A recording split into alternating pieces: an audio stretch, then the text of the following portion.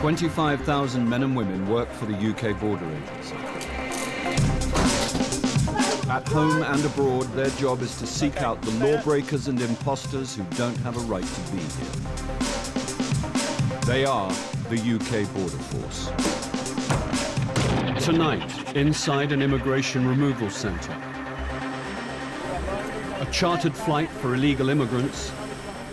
It's Immigration Service. A surprise raid on a Chinese takeaway. You're under arrest. Watch your head. And the man who thinks this immigration officer should be doing something better. All I want to say, I don't want to waste your time. Listen, I'm getting paid to do this, so you're not wasting my time. I'm going to get to the bottom of this.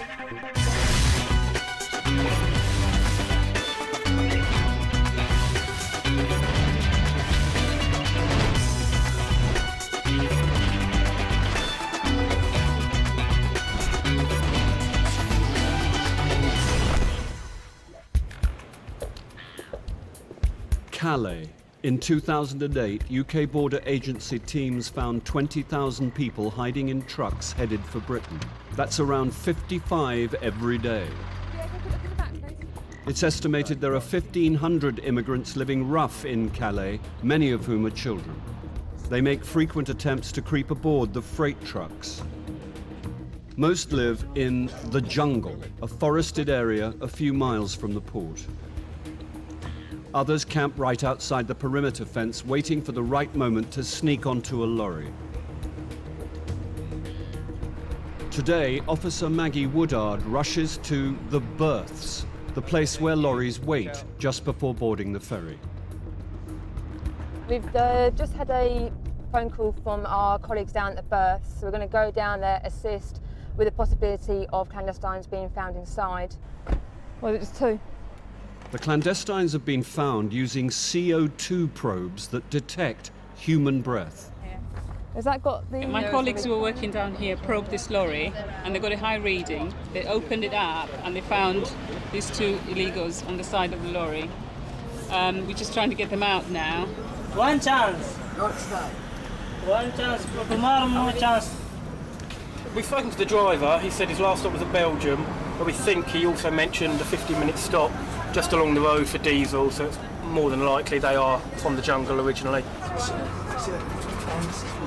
Officer Bowley discovers they used a familiar method to break into the truck. Right, we've opened the trailer up, and it looks like we've got a tilt cord here that the driver could have used. In addition with the seal, would have sorted this whole problem out for him, wouldn't have been in there. The driver failed to tie down and lock the canvas sides of his freight. It looks like when the driver was stopped, someone's opened up the side for them, they've scooted in, and then someone's done all the hooks back up again. Once they've got in, the driver's none the wiser. I would say 95% of the time, there's got to be someone that's sealed the vehicle back up after them. How old? Where do you want to go? England. Why England? England. Good. Good England. These clandestines aren't alone in thinking England holds the answer to their dreams. For them, it's the place to find work and start a new life. They'll keep on trying to defy the locking systems. On this occasion, the driver and his company were fined £1,300 for failing to secure the freight. England good. Two gentlemen, maybe again tomorrow. They keep saying one chance for today. They'll know, they'll just keep trying. They'll willingly admit to us that they're going to keep trying until we get to England.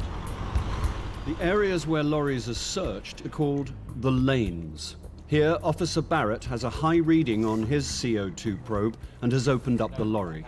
We could smell, as soon as we came in, the smell of clandestine. There's another clue clandestines are aboard, the distinct aroma of people who've been living rough. It's like the bonfire sort of smell. Quite distinctive once you've sampled it a few times. Mark, what have we got? There's all different. One's claiming to be Syrian, Afghan and Iranian. This mixed international cargo is unusual, as most clandestines travel in groups of fellow countrymen. It's a job more rewarding because that's what we're here to do, to prevent clandestines entering the UK. Just one at a time, Judith. Yeah. Yeah. And this is what the job's about. Just as it's becoming another routine operation, one of the men becomes hostile. Stay, you guys. Hey, hey, enough. Stay. No, you stay. Okay, camera goes. You stay here. Okay, you stay here. Sit down. Wait. 12? Might be best to stop filming for this. They're just starting to get a bit agitated, so it might be best to take the camera away just for a second. The cameras back off to let the men calm down. For whatever reason, he decided that he didn't want to be on camera, I think, and next one.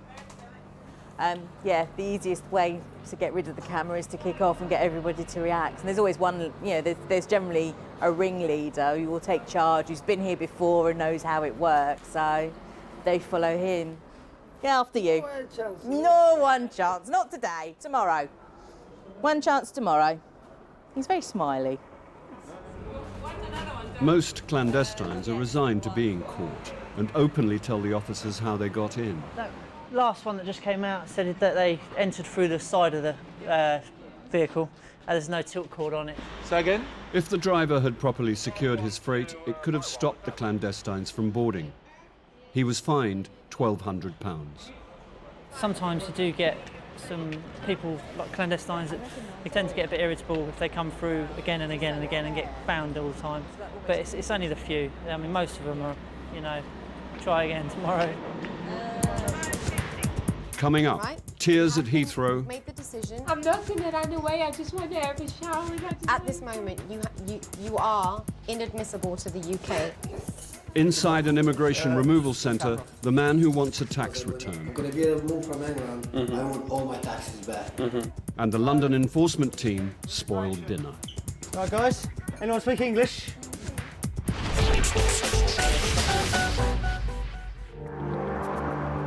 At the outskirts of Heathrow is Colnbrook Immigration Removal Centre. It has the same security as a Category B prison. It holds 400 men in 2 sections. One section is long-term. Many in here are foreign nationals who have already served a prison sentence. Once their sentence is over, they are brought here to wait for their paperwork to be completed so they can be sent home. This can be complicated, and some have been here for years. Governments in some countries are reluctant to have people back with serious criminal records. There is also a short-term section. This holds illegal immigrants for up to a week. Many here have been caught by enforcement teams and are from countries that are easier to negotiate with for their return. Colnbrook's UK Border Agency office is where the removal papers are processed. Officer Raza is about to meet an Algerian man who has just completed a prison sentence. Are you Farid, you alright? Okay, he was convicted of a crime in the UK. He was sentenced to 16 months for robbery and attempted robbery. So he's now obviously under immigration, being detained under immigration powers. I'm just going to give you your deportation order. You will be required to leave and you're prohibited from entering the UK again as long as this order is enforced. Okay? That's all for you? Okay? I've seen Farid before, so I mean, I know what he's like. He tends to cooperate fairly well with immigration because he wants to go back to Algeria as soon as possible anyway. Hello lads, if you just take a seat on the far side, thank you.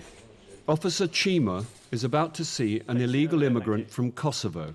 The man was sent here after being arrested in a late-night brawl. The police discovered he was here illegally and handed him to immigration. All right, Mr. Lulad, my name is Mr. Chima. I work here for the Home Office. Do you understand why you're being detained here? Well, somehow, yes. Okay. Just to keep it brief, as you know, you were detained as someone who's to be removed from the UK. You have a flight back to Kosovo, Albania, on the 14th of May, which is next Thursday. Yeah. That's your flight itinerary there. That is your factual summary, giving you a history of your case and also who's in charge of your case. So if you let your solicitor know what's happened, you can do so. I don't have a solicitor, no, nothing. Okay.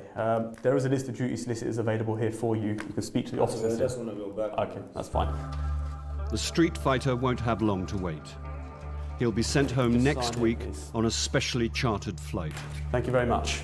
Thank you.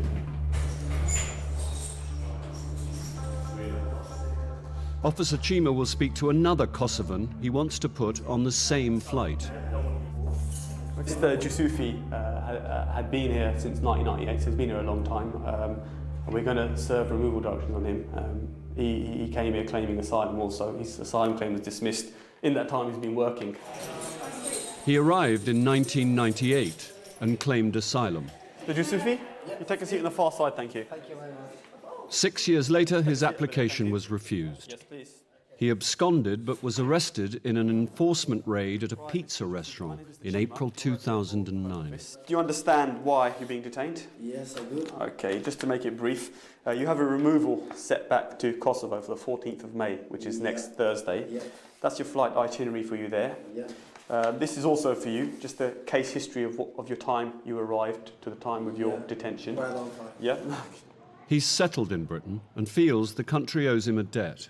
Because I've been working here with my papers for almost more than 10 years. Yeah? Right. And I've been paying tax for this country. Right. I want all my taxes back, yeah. Right. Because I'm going to be able to move from England, I want all my taxes back. Because I was working in my name, I didn't work in the other names, all the time in my name. And I got a house in England as well. I got flat here. Right. All I'll suggest... That's why. And I got my fiance here.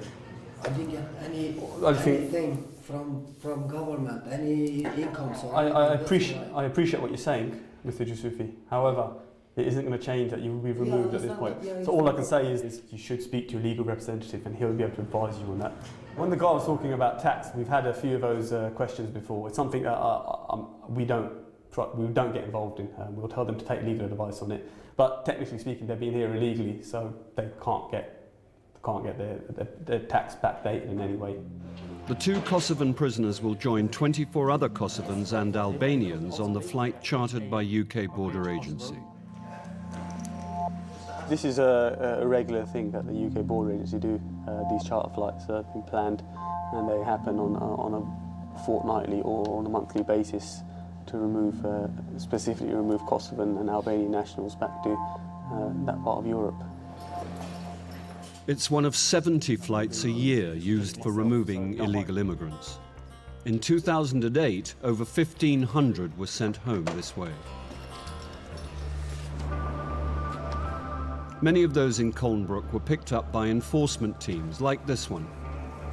Officer Shane Healy is planning a raid on a Chinese takeaway. We're going to the... Intelligence suggests that possible immigration offenders are working from this address, and previous visits to this kind of establishment have led to the arrests of failed asylum seekers and immigration offenders. So we'll go straight away.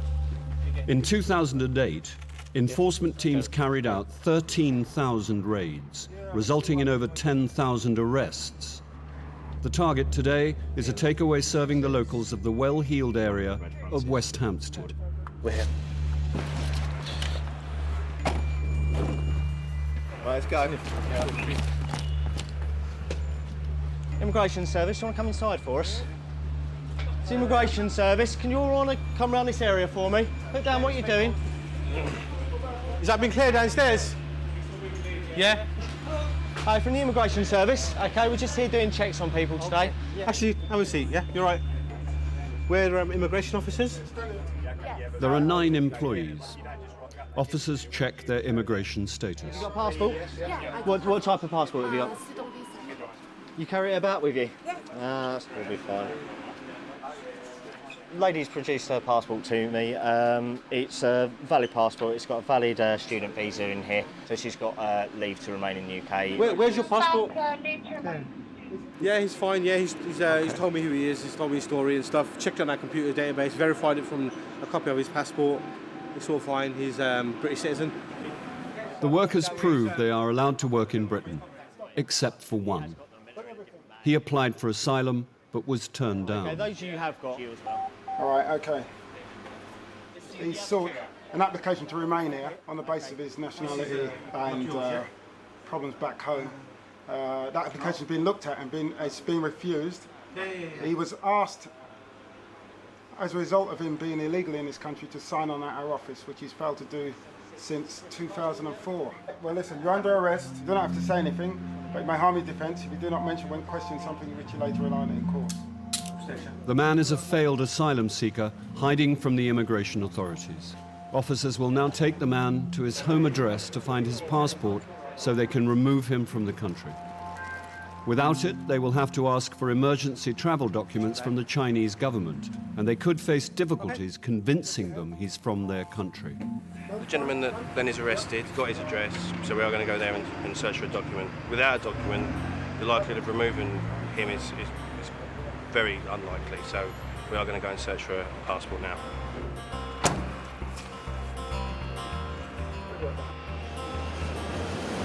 Heathrow, Terminal 3. It carries over 30,000 passengers every day. That's over 10 million a year. Today at passport control is immigration officer Sheetal Patel. Hi there. Travelling alone? Yeah. She's about to check a woman who's just arrived from South Africa. I'm just going to ask you a few questions about your stay here, yeah? How long are you going to be here? 3 months. 3 months. So immediately today, where will you be going? I've got one friend picking me up from the airport, so I will be staying with him, or I will be staying with my other friends all from South Africa as well. Okay. So your friend that's picking you up, is he just a friend? Yeah. Okay. Okay, Miss Thomas, I have got some inquiries to make, okay? So I just need to take this. Take a seat for me. You'll be here with us until I finish conducting those inquiries, okay? Matt, got a referral for you. Okay, we've got a South African female. She's just coming in. She says she wants to come in for 3 months, but she's just finished a 2-year working holiday. And she's only been away from the country for a month. She says she'll be going to Scotland, Ireland, visit other South African friends that she has here. So in 2 years here, she just didn't get around to seeing Scotland and Wales? And Ireland and Wales, yeah. Doesn't hang together. The idea of a working holiday is that you have a holiday and you do a bit of incidental work. Exactly. And that in 2 years, you should, You pretty should have much seen be able to what see you what you wanted need to to see. yeah. So then to come back for another holiday on top of that makes me think that there's something here that's more important than back there. A 2-year working holiday visa allows 1 year of work and 1 year of holiday. Right, just come with me this way. The South African woman has already had one of these visas, and now she's back just 1 month later. Yeah? Officer Patel wants to find out if the friend waiting to pick up the passenger is just a friend. But it seems being stopped by immigration is all too much for her. I know you're upset, but it's just, I just have to... I feel alone now, and I just want to speak to my mom. Do you want to give her a call? Do you want me to give... She's at work now. I Okay. just want to go home. I don't even want to be here anymore. Just grab your bags. Although the passenger appears to have given up the fight, Officer Patel investigates further to assess her status. First, she calls the passenger's friend waiting in arrivals. Hi Tom, my name is Sheetal. I'm an immigration officer at Heathrow Airport. Hi there. Are you meeting anyone today?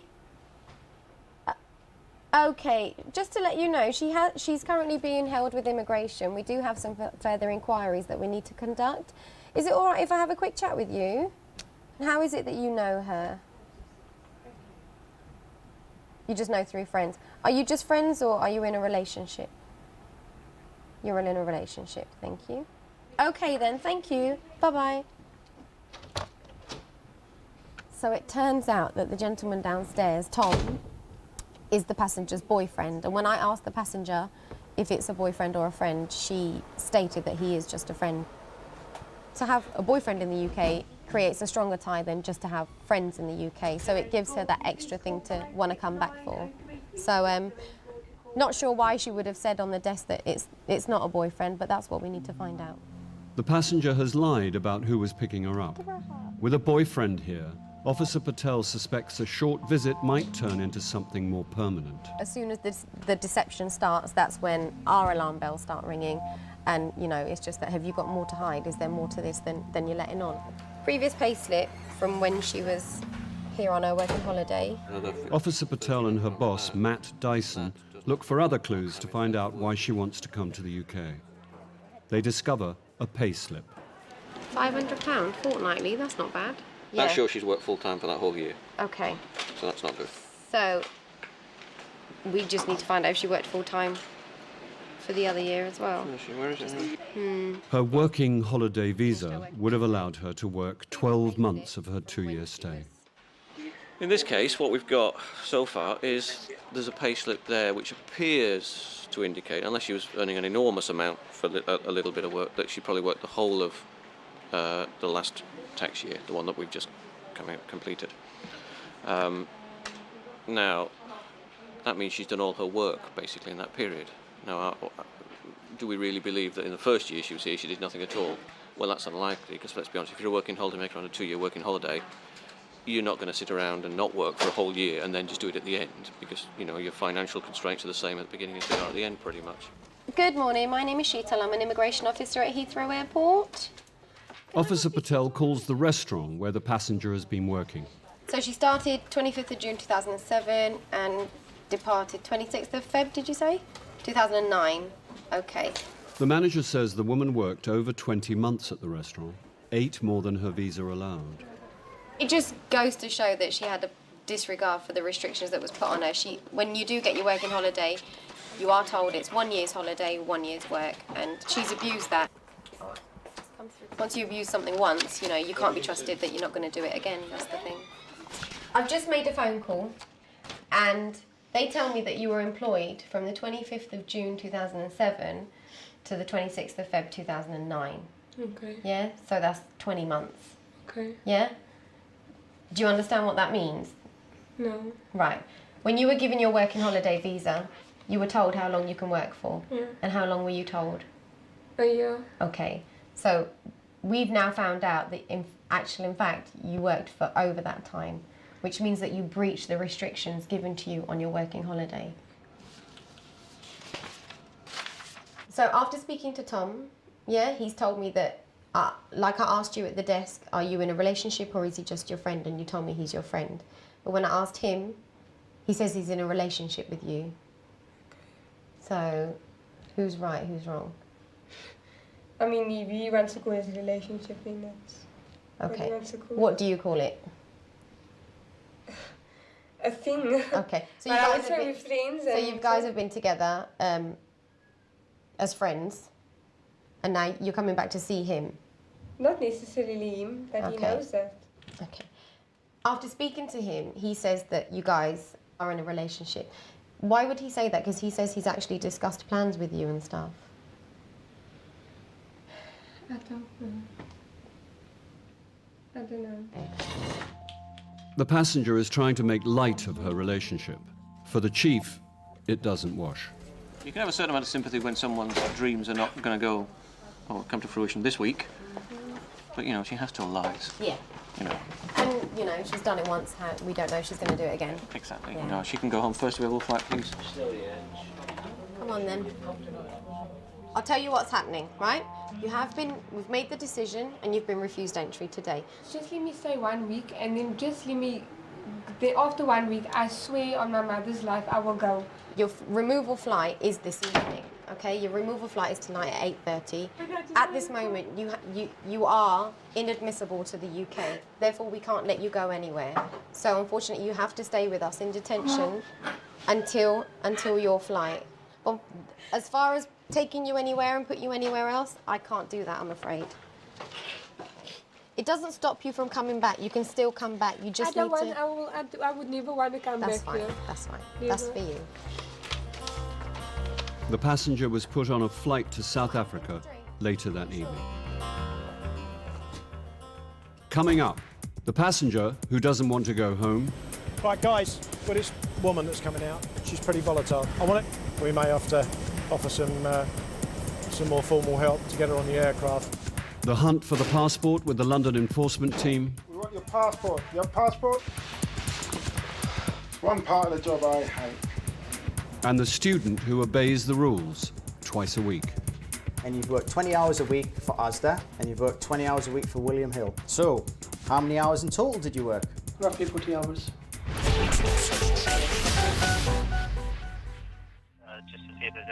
The London enforcement team raided a Chinese takeaway and arrested a failed asylum seeker found working there. The team want his passport so they can remove him from the country. They've driven him back to his house to pick it up. Let's go. Just so everyone's aware, there's children on the premises. It appears there is a family living there. Is that wife? The man failed to tell the officers he was married with children. Excuse me. All right, okay. That's your wife, yeah? Yeah. Upstairs, officers are met with another surprise. Right, guys. Anyone speak English? A tiny room with 6 beds and 4 men about to eat dinner. Cantonese. And with some nationalities, you find an awful lot of people to one room. We've done a visit, well, years back now, but we've found 47 Chinese in one 3-bedroom house. The reason why we're here, okay, we want your passport. You have a passport? It's ID, yes. ID. Where? Yeah, go on, it's going to be frozen. Oh, baby. Oh, you got baby as well? Oh, okay, one in the oven. The man's wife is pregnant with a second child. Oh, very nice. No, don't you do that if you're pregnant. You shouldn't be picking up boxes if you're pregnant. Okay. All right. Come on, sit down. No, just sit down. Okay, thank you. Go on, sit down. Anyone in the house speak English? Anyone in the house? You speak a little bit of English, don't you? Yeah. You understand. You've been here a long time. You do understand a little bit. Listen. Right, listen to the officer, okay? You've been here 10 years. You understand a little bit of English, okay? Hello? Yeah, hiya. Home Office checks reveal his wife is also a failed asylum seeker. She keeps to her bail conditions by reporting regularly, but her husband has not reported in years. No problem. They've both been asked to sign at the same office. She was only once a month and she's signing on. She's heavily pregnant, still makes it. He's able and doesn't. He's not told us about his wife and kids. You know, these are all relevant to us making a fair decision. You know, when was he going to tell us? When he was getting on a plane? Absolutely ridiculous. Makes a mockery of the whole system. The husband and wife claim they don't have passports. The enforcement team have heard this before. It's one part of the job I hate, is searching. I enjoy it. Do you? Yeah. Back upstairs, it's a tight squeeze as officers check Home Office records on the 4 men. We've got 4 Chinese gentlemen in this bedroom. They've produced us with their ARC cards, which is asylum registration cards. We're going to check on our system to see what state their applications are in and go from there.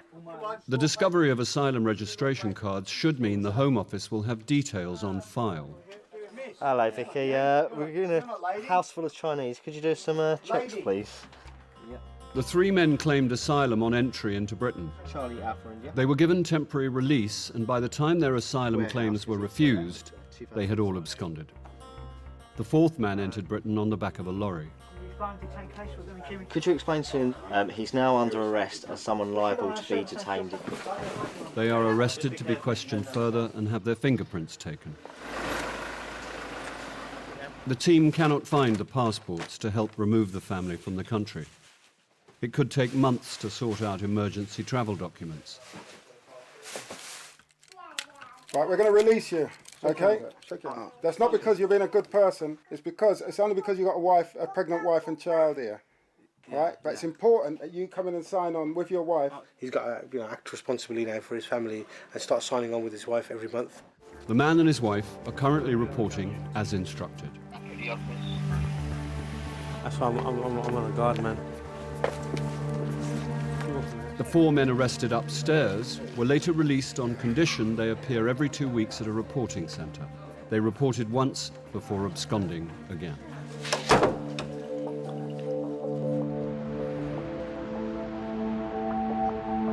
At a location near Gatwick, a private security firm is gearing up for a big operation.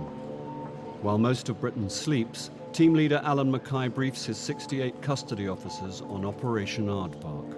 Right, good morning, ladies and gentlemen. Welcome to Operation Aardvark 355. We'll be returning 26 detainees to either Albania or Kosovo. We have 3 coaches going two to Colnbrook and 1 to Brook House, and then we have a van going up to Yarlswood.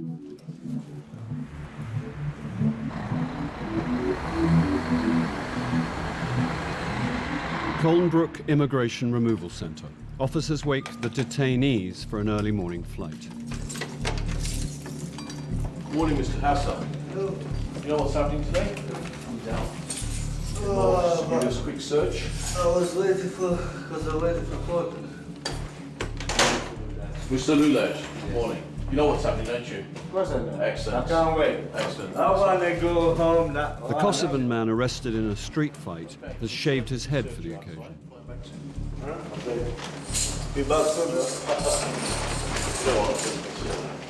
The coaches arrive carrying the custody officers.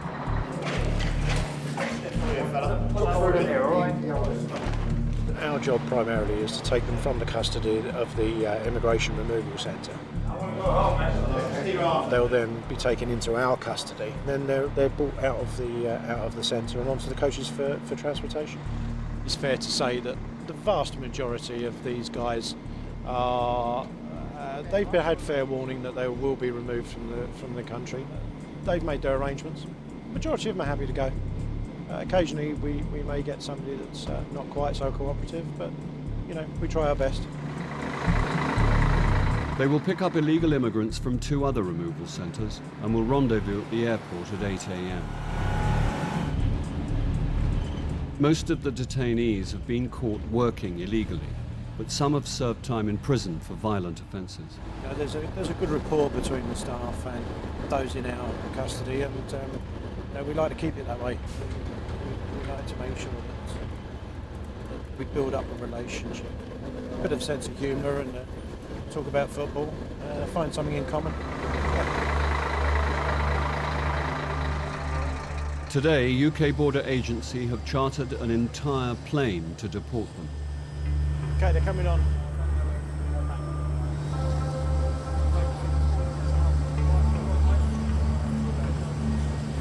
This is where the staff come into their own, really, and they start to ease tensions and de-escalate any problems that they may see arising. You know, nobody's going to be removed forcibly unless you know, they resist the removal. Just as the last few take their seats, there is a problem with a woman who doesn't want to board. The flight can't leave without her. She's pretty volatile. Let the girls deal with it.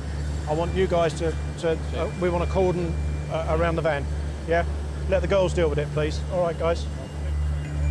We've got a female detainee that's reluctant to get on the aircraft. The girls are talking to her now. We're trying to persuade her that you know, the best option really is to go along with us. Unfortunately, it may be that we may have to offer some more formal help to get her on the aircraft. Slowly does it, girls. Slowly does it. Slowly does it. Right, you right? Let me take it here or take the head. Yeah.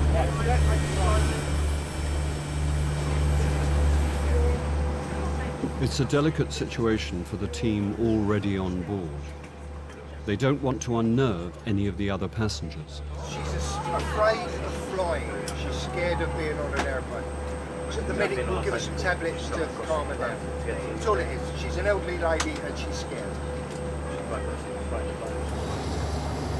The illegal immigrants are escorted back home by 56 custody officers. 4 Kosovans will go to Pristina and the rest to Tirana in Albania. When the officers return, they will need to start preparing for the next chartered flight to a different destination in a few days' time.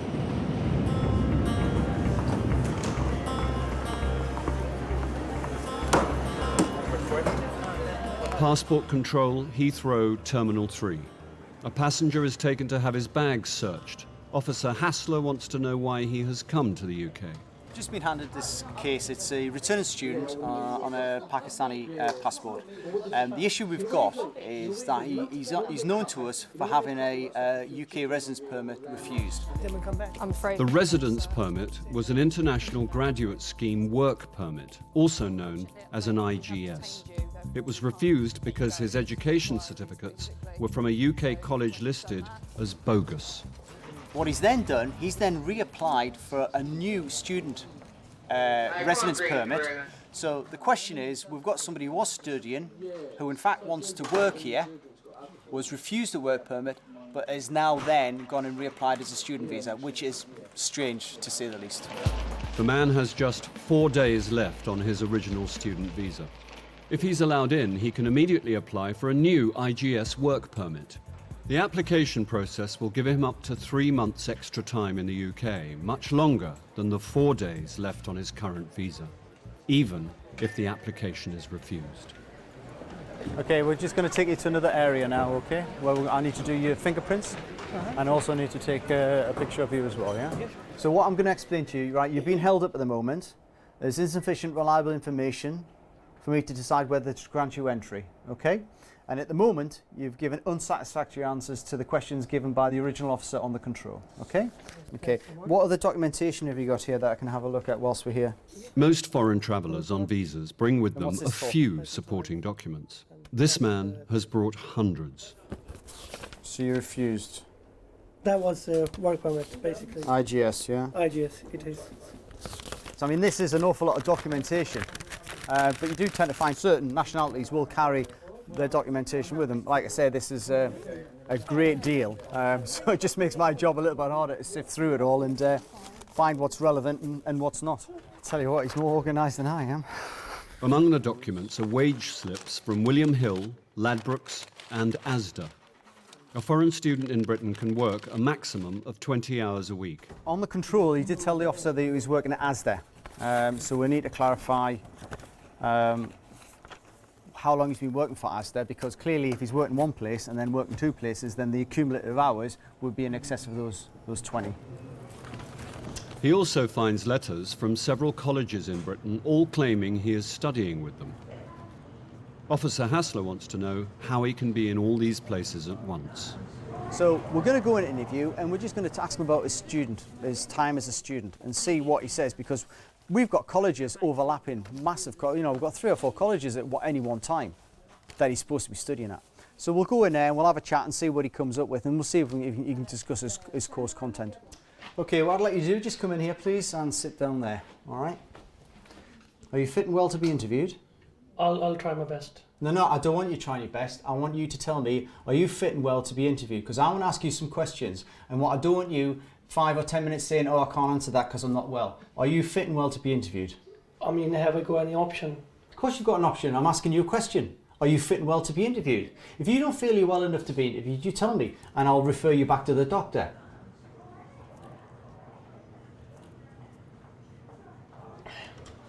I think I'm fine. You think you're fine? The interview has got off to an uncomfortable start, and the real questions haven't even begun. After the break, Officer Hassler turns up the heat. All I want to confess is I have done nothing wrong in your country. Okay, right, let me be the judge if you do nothing wrong, okay?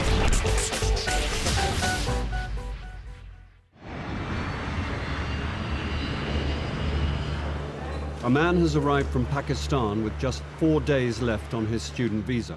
Officer Hassler has questions about the certificates he submitted for a work permit and the hundreds of documents found in his hand luggage. He has at least 2 jobs and is studying at a number of colleges. Why have you come to the UK? Today? Yeah, correct. To study. Okay, and where? LSMS. Which is? London School of Management Sciences. How long have you studied there? Almost 5 years. So, since your arrival then, you've effectively been studying all your time at London School of Management Science. Can you tell me why I have a letter from Empire College dated November 2004 saying that you were a full-time student doing a Bachelor of Science in Physics? So why would they be issuing you a letter if you've never studied there? No, basically I didn't inform them that I've left the college. Why would you ask for this letter if you had no intention to be studying there? And please start telling me the truth, because at the moment you're not, and I can tell you're not. No, that's what I'm telling you, sir. That's what you're telling me. I was still enrolled and then college, but I wasn't. How can you possibly be enrolled in a college that you've never attended? It's basically, sir, it's a misunderstanding because it wasn't my fault. All I want to say, I don't want to waste your time.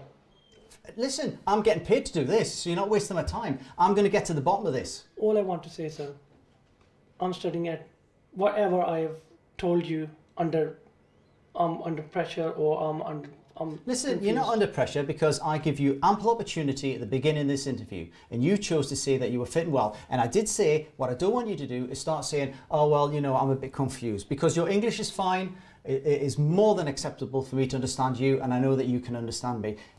All I want to confess is I have done nothing wrong in your country. Okay, right, let me be the judge if you do nothing wrong, okay? What did you apply for in June of last year? IGS. And what happened to that? It was refused. What letters did you submit? What letters and certificates did you submit? I did give them the result sheets. The postgraduate diploma in business administration. From where? From Westminster College of Computing. Did you study at Westminster College of Computing? No, sir. Then how did you get all these certificates? You're best to just answer the truth, okay? Because I know what the truth is, and it's better that you corroborate it. So just answer me the question. How did you get these documents? A person helped me to make these documents. So they are false documents? Yeah. Sorry? Yeah. Yes.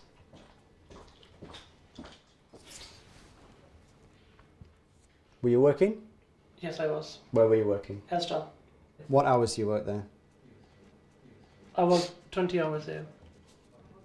And what about William Hill? I did work in William Hill as well. So, we started end of December 2006, beginning of 2007 with Asda, okay? And you started William Hill the same time, okay? And you've worked 20 hours a week for Asda, yeah? And you've worked 20 hours a week for William Hill, yeah? So, how many hours in total did you work? Roughly 40 hours. And you still work for Asda and William Hill, yes? So all I want to say is I'm not breaking any law or anything, or not harming. Listen, anyone. just a sec. You say you're not breaking a law, right? But what do you think immigration law is? It's not one rule for one person, one rule for another. You are breaking the law. As a student, okay, you're not allowed to work more than 20 hours a week. You're working 40 hours a week. As a student, you're not supposed to pay for fraudulent documents to submit to the UK Home Office to then try and get a work permit to live in the UK. So you tell me where you've not broken the law. Sir, I didn't mean to break the law. It was just my fault. It was my mistake, sir. Sir, that is. Okay. Do you need anything to eat? Food? You're okay? All right. From the very beginning, I mean, you could tell that he was struggling to sort of keep up with what was going on with regard to what his history was or what his purported history was. And we've established that he's gone and purchased these documents that he then submitted to the Home Office attempting to get a work permit. So, I mean, as far as I'm concerned, it's a clear refusal. Okay, Mr. Bourgeois? Right, I need to explain to you that you're going to be refused entry into the United Kingdom, okay? If I go just back and straight away if I apply again straight away, I'm asking for advice. If you're asking my honest opinion, if you went back to Pakistan and then you said next week you applied for a student visa, I would say it's very highly unlikely that you would be issued with a student visa. My personal opinion. After a month or so. Okay, the man has worked double the hours permitted for a student, and he's submitted false documents to try and get a visa. Yet he still hopes he can come back soon. This is a massive problem we have now with students. It's what takes up the day, is returning students who are ultimately bogus students. They get the residence permit or they get the entry clearance from their country of origin, they come to the UK, don't ever study, get fraudulent documents to show that they have been or claim to have been studying, and then it just perpetuates itself. They get their residence permits, they get their extensions, and it's all built on a lie. 25,000 men and women work for the UK Border Agency. At home and abroad, their job is to seek out the lawbreakers and imposters who don't have a right to be here. They are the UK Border Force. Tonight, In Lagos, a farmer sows seeds of doubt. But it's an emergency travel document, surely. But they're issued within 24 hours. That's why I'm surprised. In Calais, it's Good Morning Vietnam. Hey, be careful as well, one of them's smoking in here. And a factory in Southampton produces an assembly of illegal workers. You're under arrest for being in this country illegally and working illegally, all right?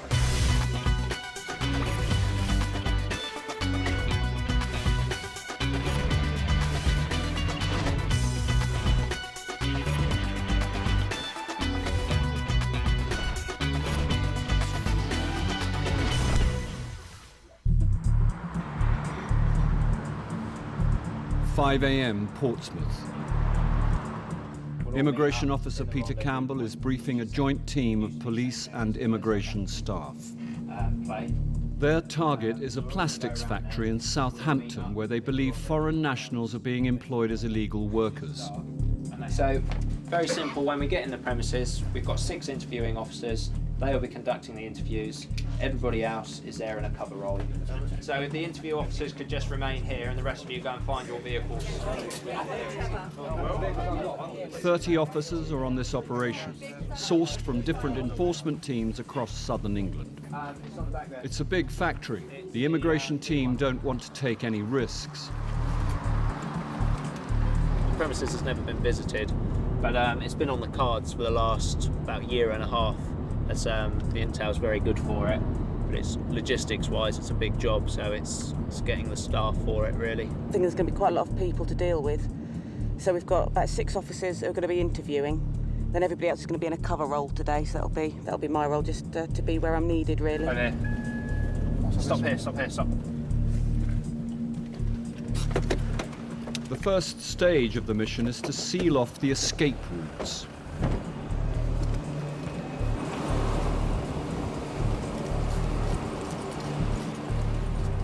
The teams split up. One group surrounds the perimeter. That's clear. As another moves inside the factory. Guys from immigration, can you come over?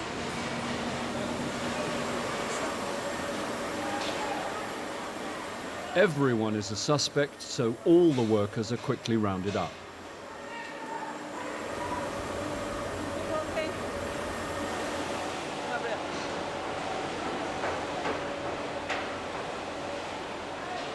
With the entire workforce together, the team sets up a safe zone where the interviews will take place. At the moment, we're just trying to contain the area, get everybody who's on the premises into a sterile area. So at the moment, we're just trying to cover everybody until we get ourselves set up to interview everybody. We didn't lose anybody, nobody escaped or anything, so yeah, it's good. It went quite smoothly. We've just got to do the rest of it now. Okay, what's your name? S6 at the moment, S6. Do you want to write it for me there? So that's Satnam Singh, yeah? Yeah. And you're Indian? Yes. And how long have you been in the UK? Huh? How long have you been in the UK? 96. You came in 96? Yeah. And what's your entitlement to be here? Sorry? What's your entitlement to be here? 96, yeah. Yeah, I know you came in 96. How did you come in 96? 96 in the landing. You flew in 96, did you? Yeah. Have you got a visa? Yeah. Work permit? Yeah. When did you get that? My home. My car. Where's your passport now? This is my home. At your house? Yeah. Right, so how long was your visa for? Me? 96, yeah. Yeah, but are you here legally now? I'm legal. No, are you? I'm 96. Yeah, work here. 96, yeah. Officer Jones isn't getting any clear answers, and neither is Officer Jody Deadman. What language do you speak? The man claims to be Greek, but says he can speak a little Punjabi. He's got a Greek passport, he's in Greece. Yeah, Heathrow. It's Heathrow. Well, so you're telling me that you've got a Greek passport. Why did you send it back to Greece? Okay, he sent it back for renewal. It's going to be stamped again to be renewed. So how How am I going to believe that you're a Greek national when you can prove that you can't show me that you're a Greek national? He said he can get the passport back. He can get a photocopy of the passport back within 10-15 days. Well, no, I need it now. Basically, what he's stated to me is that he's a Greek national, but which means he's a European national and he doesn't need a visa. He can basically live freely and work freely in the United Kingdom. The problem we have is he has no identification to prove that to me. Yeah. Right, what do you want me to do with him then? We haven't arrested him. Don't fill out a performer yet. I need to fill out if you're going to arrest him. Oh, right, okay. Where's your documents? He doesn't know. Yeah, you speak English? Yes, you do. Stop lying to me. Where are your documents? Nick him on suspicion. Right, okay. Right, okay. Officer Campbell has ordered the first arrest, and with 45 people still to be interviewed, there could be many more. Coming up, the pig farmer trying to save his bacon in Nigeria. Have you been arrested and fingerprinted by the police in the UK? About what? I'm asking you. And Officer Pownall questions a pregnant lady at Lagos Airport. When you went for your American visa, did you tell the visa officer that you were pregnant?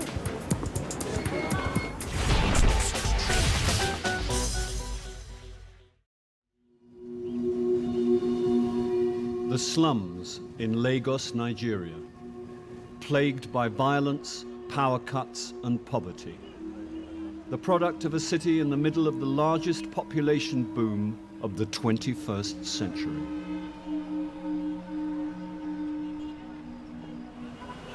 Lagos is one of the largest cities in Africa. Ties to the UK are close, and for many in search of a better life, Britain is their #1 destination. Here at the British Deputy High Commission, 110,000 visa applications are assessed each year, and the decisions on who to let into the UK made by 34 UK border agency officers. I've had a very quick look at this case, and the first thing I noticed is that the marriage certificate is not genuine. On the basis of that, this application is going to be refused. This is the man who's just been declined for submitting false documents. They say I should appeal for the refusal. I know that if I appeal, I'll get the visa to the UK. The Home Office will impose a 10-year ban if he applies for another visa. But with almost 10,000 fraudulent documents detected in 2008 alone, the police do not have the resources to arrest him. Not all cases are so straightforward. Some applicants are asked to go to the Deputy High Commission to be interviewed by an entry clearance officer. This man has been called in because he was arrested in the UK in spring 2009, yet the stamp in his Nigerian passport says he had already returned to Nigeria. He'll be interviewed by Officer Phil Morgan. The next case we have is a family visitor.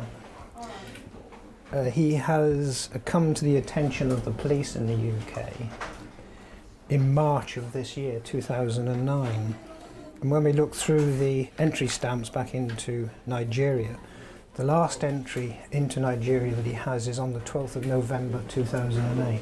Now my guess is he's maybe paid somebody to wind back the stamp to show him entering Nigeria before the expiry conditions of his last UK visa, which expired on the 7th of December 2008.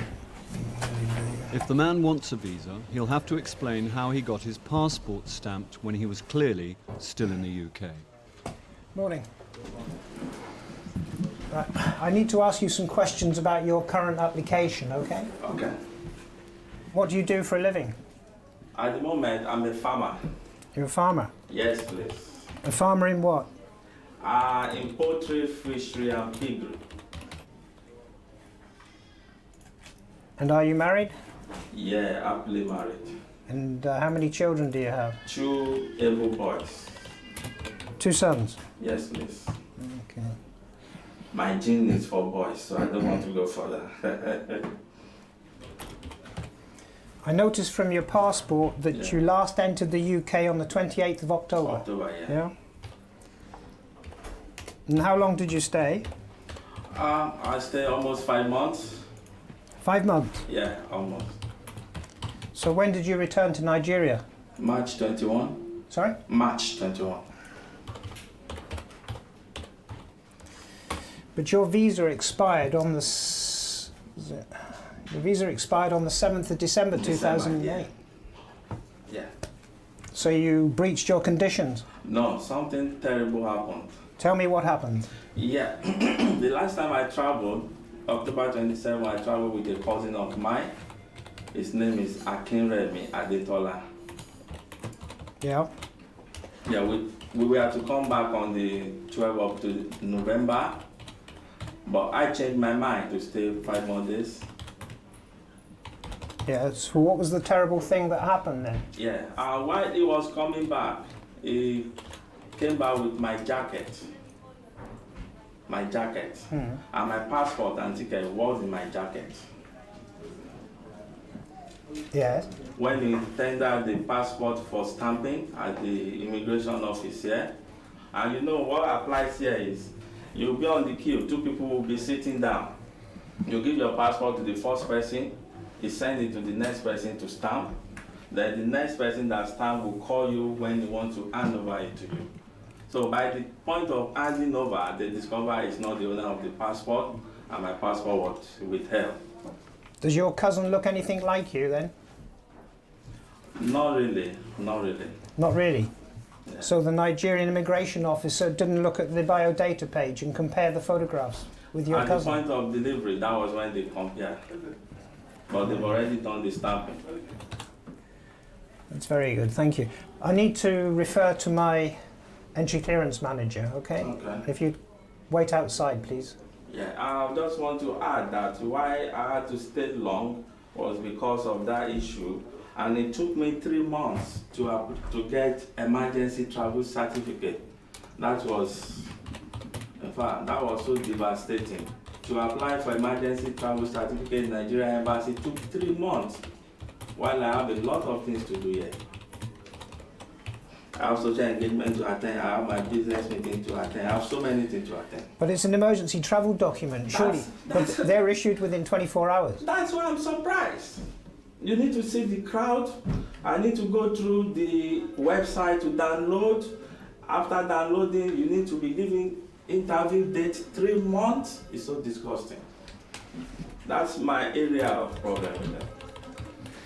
Well, as I said, I need to refer the case to the entry clearance fine. manager. So That's if you'd fine. like to wait outside, please. Thank you. Thank you. Yeah.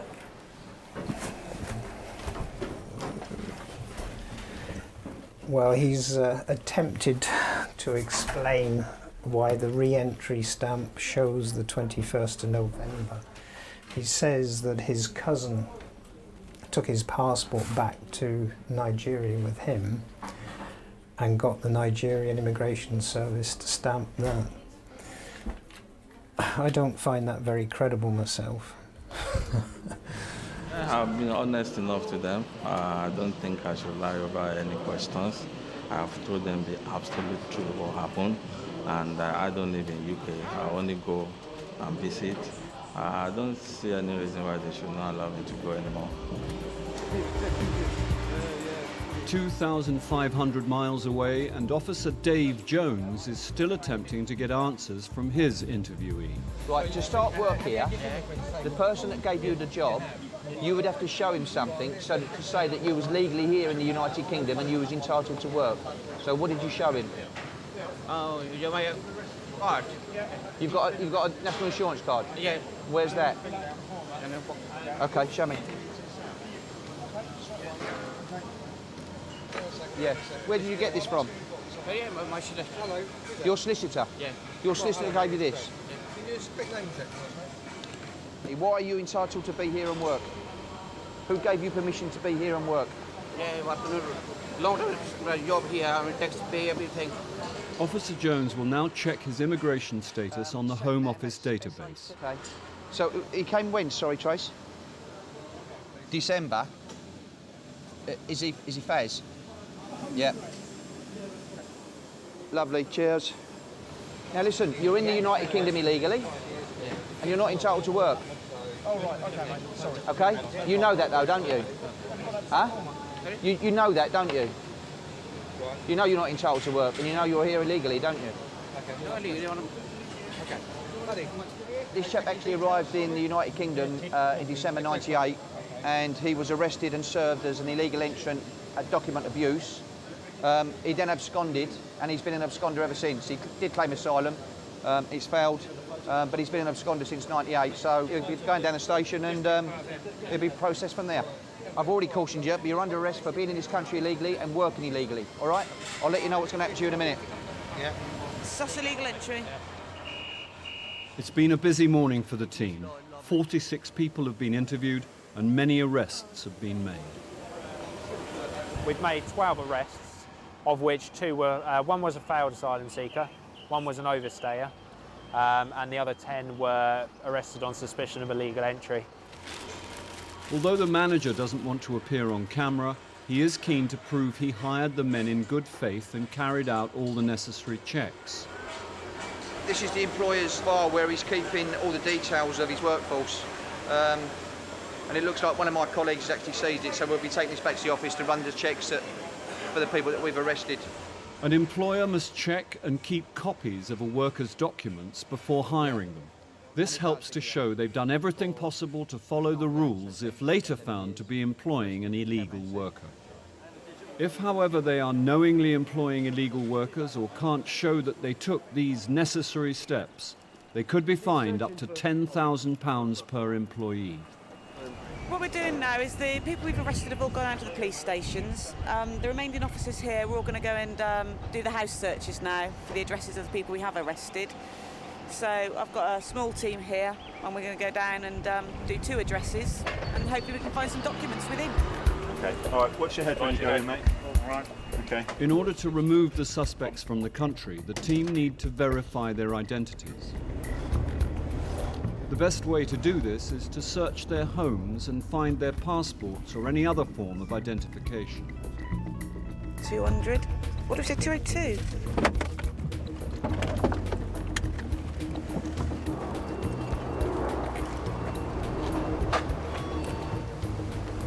They didn't have keys for us, so it's a case of just knocking and see if anybody answers today. Oh, hello. Can we come in? You happy for us to come in? Yeah? Okay. Happy to come in? Yeah. Yeah, okay.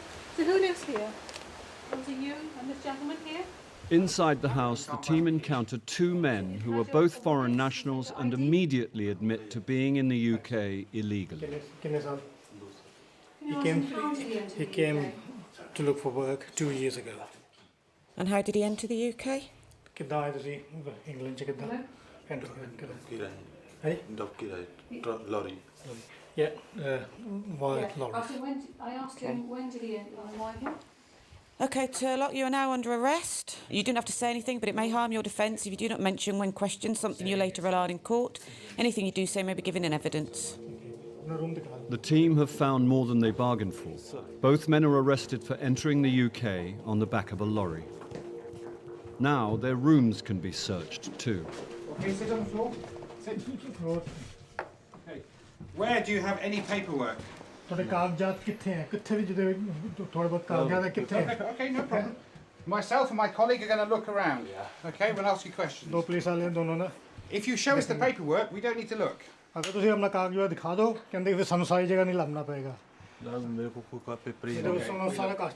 The man claims to have no paperwork, so the team will have to search the entire room. Sometimes these things happen. We go to a home address, and obviously we've got the power to come here because we've arrested the person. They've provided this as their home address, their place of residence. So when we come back here, we've encountered another 2 working here. Had a quick chat to them and found they're actually in the country illegally. So they've been arrested on suspicion. So we're now having a search through their rooms. Is this your bag?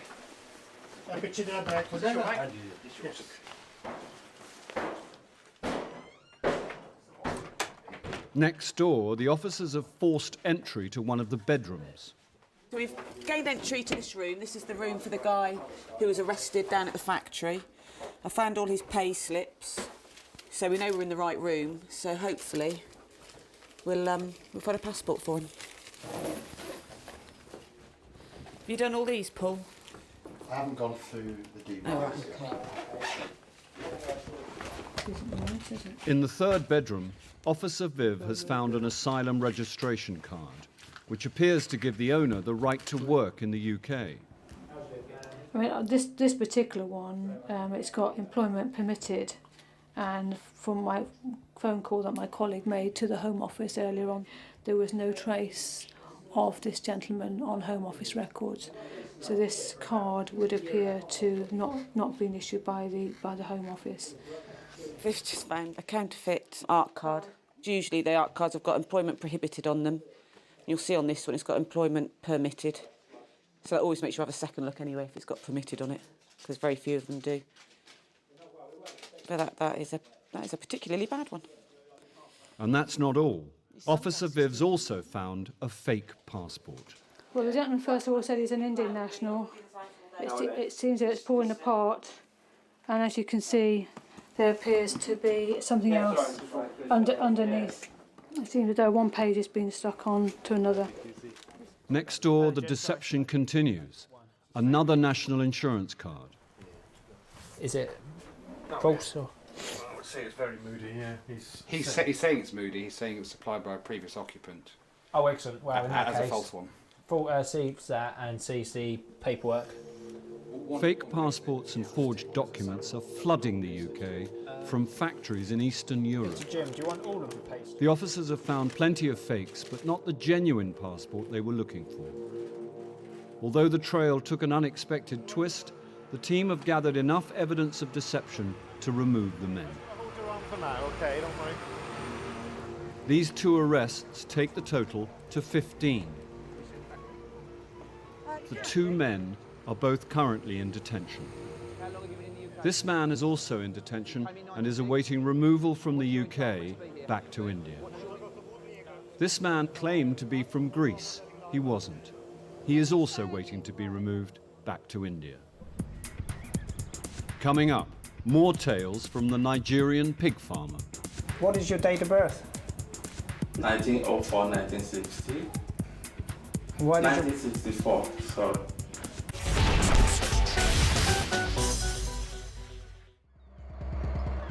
The port of Calais, northern France. For thousands of illegal immigrants travelling without documentation, this is known as the gateway to the UK. With over 20 million tonnes of freight being transported by ferry each day, the opportunities to hide in one of the thousands of trucks travelling to Britain are plentiful. The berths are where the lorries wait to board the ferry. It's the last chance for the teams to find stowaways before they reach the UK. It's a huge piece of machinery by the looks of it. Today, the team are searching a lorry of sports cars and have had a high reading on the CO2 monitors, the device used to detect human breath. Yeah, they are rich. All right, no problem. Yeah. Rubber tyres also emit CO2, which could explain the high reading. Therefore, such loads as these are a popular choice for people seeking a lorry to hide in. Got people here. Yeah, Charlie Delta's clear. You've got what, Charlie Delta's? We've got some. About 15 here. Guys, please take the plastic bags off your heads. Take the plastic bags off your heads. Take them off your heads. Health and safety. Good. Right, please. Are you all well though? You all good? Yeah? Excellent. How many have we got? We've got 1, 2, 3, 4, 5, 6, 7, 8, 9, 10. We have 10 Vietnamese nationals in plastic bags, mixed of male and female. The CO2 probes are proved right, and 10 Vietnamese people have been found beneath the cars. Yeah, okay. Right, you just stand here for me. Just stand there. All right. They've attempted to avoid detection by putting plastic bags over their heads. We don't know how long they've been in there, and they all was covered in black bags, covering their heads, as you could see from the footage you got. And we just wanted them to get them some air. Out here, they're nice people, they're good, they're no trouble to us. They're going to be fine here. We'll just keep them here till we get the escort team down. They all put bags over their heads. to stop the CO2 coming out. But the moment they take them off, all that CO2 is released into the trailer. Say 10 people do that at the same time, that's a lot of CO2 that all comes together. And you'll get this massive reading on your CO2. You need to stay, you need to write. Some areas of Vietnam are considered to have an unsatisfactory human rights record by the Home Office. Vietnamese nationals are being detected in increasing numbers in Calais. Many have paid agents up to £20,000 hoping to achieve illegal entry to Great Britain. Ah, but you understand a little English? No. I need everybody's name. This time they haven't made it across the channel, although they were just 5 minutes away from boarding the ferry. The group were later released by the French authorities and were free to try again. The lorry company was fined £4,000.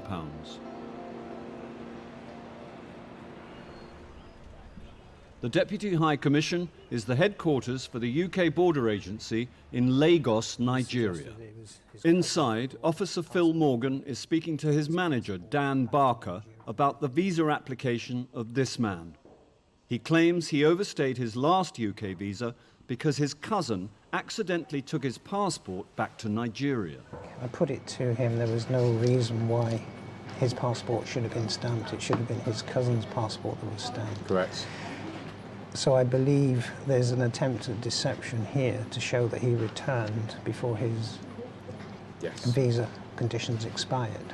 Now, if we were to believe that his passport was brought back to Nigeria by mistake, his reason for staying the extra 3 to 4 months was that he applied for an emergency travel document from the Nigerian High Commission in London, and it took 3 months.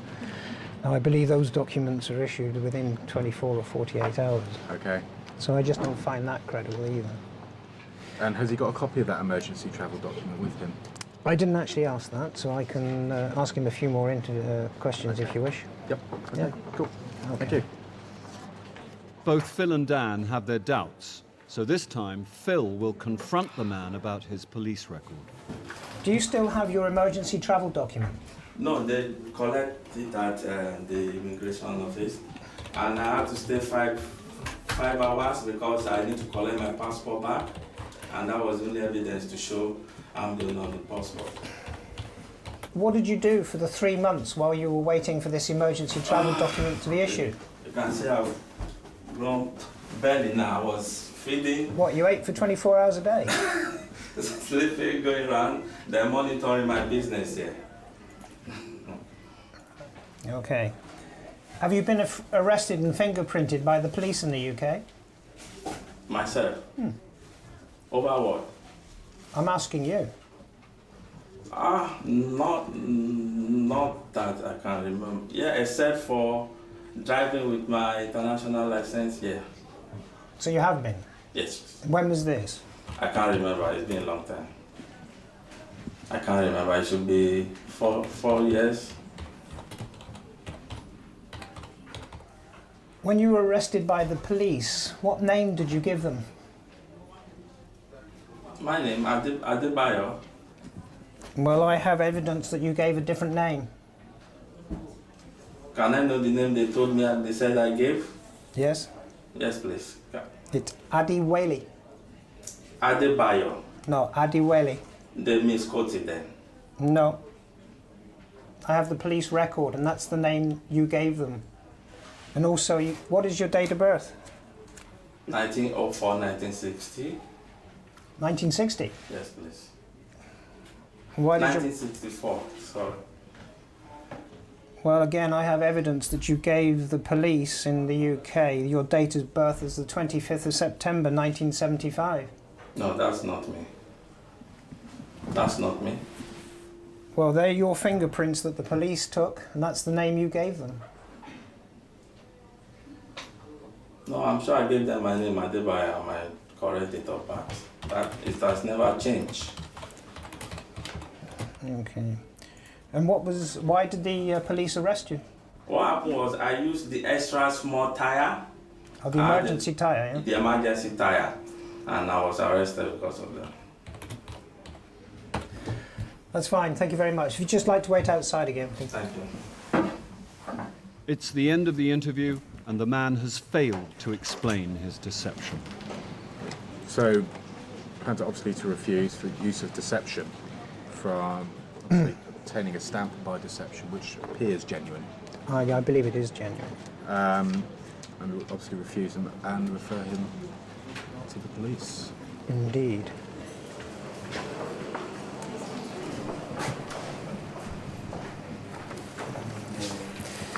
Right, I've referred your application to the entry clearance manager, and your visa application has been refused. The reason it's been refused is that at the time you were arrested by the police, you gave a different name and date of birth from that in your passport. Also, you overstayed in the United Kingdom by more than 28 days. Yeah, but that wasn't intentional. I explained No, but that. you should have attempted to regularise your position, your status in the UK, No, having no. realised that your visa had expired and that you were in the UK illegally. Anyway, that's a copy for you with your appeal papers, okay? Can I have my other The gentleman documents? over there will give you back the documents and your passport, okay? Thank you. The gentleman holding his passport is Inspector Lawal of the Lagos Fraud Unit. He was taken away for further questioning, but released without charge the same afternoon. The farmer has failed to get his UK visa, but each year around 60,000 genuine visitors make it to the UK from Lagos. The post of UK Border Agency officer in Lagos can be a dangerous one. Expatriates and Western-based companies have been the targets of kidnapping. Sarah Pownell is an immigration liaison manager. Unlike her colleagues in Lagos, Sarah travels to work in a bulletproof armour-plated car. It can be a bit sort of living in a bit of a pressure cooker at times when you just want some independence and freedom, but most of the time everybody gets on and you accept all the security measures that are in place to look after you. Unfortunately, about 18 months ago, one of our drivers was shot and killed on duty on his way onto the mainland. And so we do take security very strongly at the High Commission. Sarah is based at the Deputy High Commission but spends most of her week travelling to and from Murtala Mohammed Airport. Morning. Hey, Joe, how are you? Fine. Good. No wahala. No wahala today. No wahala. Okay. Sarah doesn't have any legal powers at the airport. It's her job to advise airline staff on how to spot people trying to enter the UK illegally. We provide the training to the airlines so that they can do the job on their own. We don't have to stand here and do the job for them. We're here just as an advisor to the airlines to explain maybe some of these technical difficulties, inform them of any current trends with the different types of forgeries, different types of counterfeit documents. But anyone who does arrive in the UK who doesn't have the correct visa, who doesn't have the correct paperwork in whatever shape or form, the airline will be fined £2,000, which is a hefty load for the airline to face. So it's in their interests, obviously, to work with us and ensuring that everybody's got the right documentation. Over 5 million people travel through Murtala Mohammed Airport every year. Let's see who we've got then. Okay. At the boarding gate, the passengers are given a final check. This is the last chance to spot imposters before they reach the UK. All these bits and pieces. Just show your boarding pass at the guys here. We're not taking Arsenal supporters today, I'm afraid. This is a Liverpool zone, okay? So no Arsenal supporter. No. Sarah has been asked by the airline staff to look at a woman's visa. The woman does not want to be identified. Morning, madam. How are you? What's your final destination today? No, today. Today? Today in London. Okay. But I'm going to US tomorrow. You're going to the US tomorrow, okay? Have you been to the US before? Yes, a long time. Okay, approximately when? 1975, okay. When you went for your American visa, did you tell the visa officer that you were pregnant? You didn't? No, okay. Is there any reason why you didn't tell the visa officer that you were pregnant? It didn't come up. It didn't come up. Okay, what I'm going to do is... The woman is only 7 weeks away from giving birth, yet has decided to visit her sister in America, claiming She will return 3 weeks before her due It says date. that you're fit to travel. Babies born in the UK don't automatically qualify for a British passport, but babies born in the US do automatically qualify for an American passport. So it's quite common for pregnant ladies to travel overseas so that they can have the baby in whichever country to automatically get that passport. Sarah is suspicious of the woman's motive for travelling to the US via the UK, but she could also be in breach of airline regulations for travelling whilst pregnant. When is she due? 5th of June, When is her return? 16th of May. So she's got 3 weeks between her return date and her due date, which makes her 37 weeks pregnant, which is over every airline's limit. The whole policy on how advanced you can be for travel is different on each airline. I was going to say that. I was going to say, I can't remember what yours is for your airline. I think it's about 33 or 34. Yeah, 32. 32. Well, her letter says 33, so she's already over that. Yeah, because she so was, when she's coming back again on your airline, she will be 37 she will be able weeks. to come back. Exactly. The woman is in breach of the airline's policy, but as she has a valid US visa, Sarah must now contact the US Embassy. Hi, it's Sarah. I'm at the airport at the moment. I just wondered if you could give a call to the American Embassy so that they can check an American visa for me. She's at the airport today and she's in an advanced state of pregnancy. So if you can just give them a call and find out if they're happy with that, and if so, then we can let her travel. Sarah now has to wait for a reply from the US Embassy, but the flight leaves in 10 minutes. The decision to question the woman in the first place came from the airline, but Sarah's presence has become the focus of the woman's frustration. Because my own point, I don't understand why you are doing Explain your point. It's the immigration people that will either tell you Yes, it's okay or not. they will so tell why you. Are you the one stopping me at this point? Because your flight here is going directly to the UK. You didn't choose Delta to go directly to the States. And this is why I'm on duty here, to see the people who are travelling through the UK. It's minutes before the flight leaves, but whether or not the pregnant woman will be on board is up to the US Embassy. Right, okay, all right, I'll do that then. Okay, thanks very much. All right, thank you, bye-bye. She's not good. She's not Okay, getting flight. that was the American Embassy and they want to speak to her today. The flight will be leaving without the pregnant woman. Now Sarah must tell her the news. So what I've done is I've contacted the visa man and explained your situation. What he'd like to do is can you go back to the embassy here in Lagos, show him all this paperwork, and he'll want to speak to you. I'm sorry, I know it's frustrating, but if you can go back to him, because Madam, please, Madam, please, I'm begging. No, please don't beg me. Please don't beg me. No, Madam, please don't beg me. People that are pregnant that do go and all that. The pregnant woman did not make it to the USA. When she failed to turn up at the American Embassy, her visa was cancelled. Coming up, a massive find at Calais. We've got at least another 6, so we're going to be upwards of 20.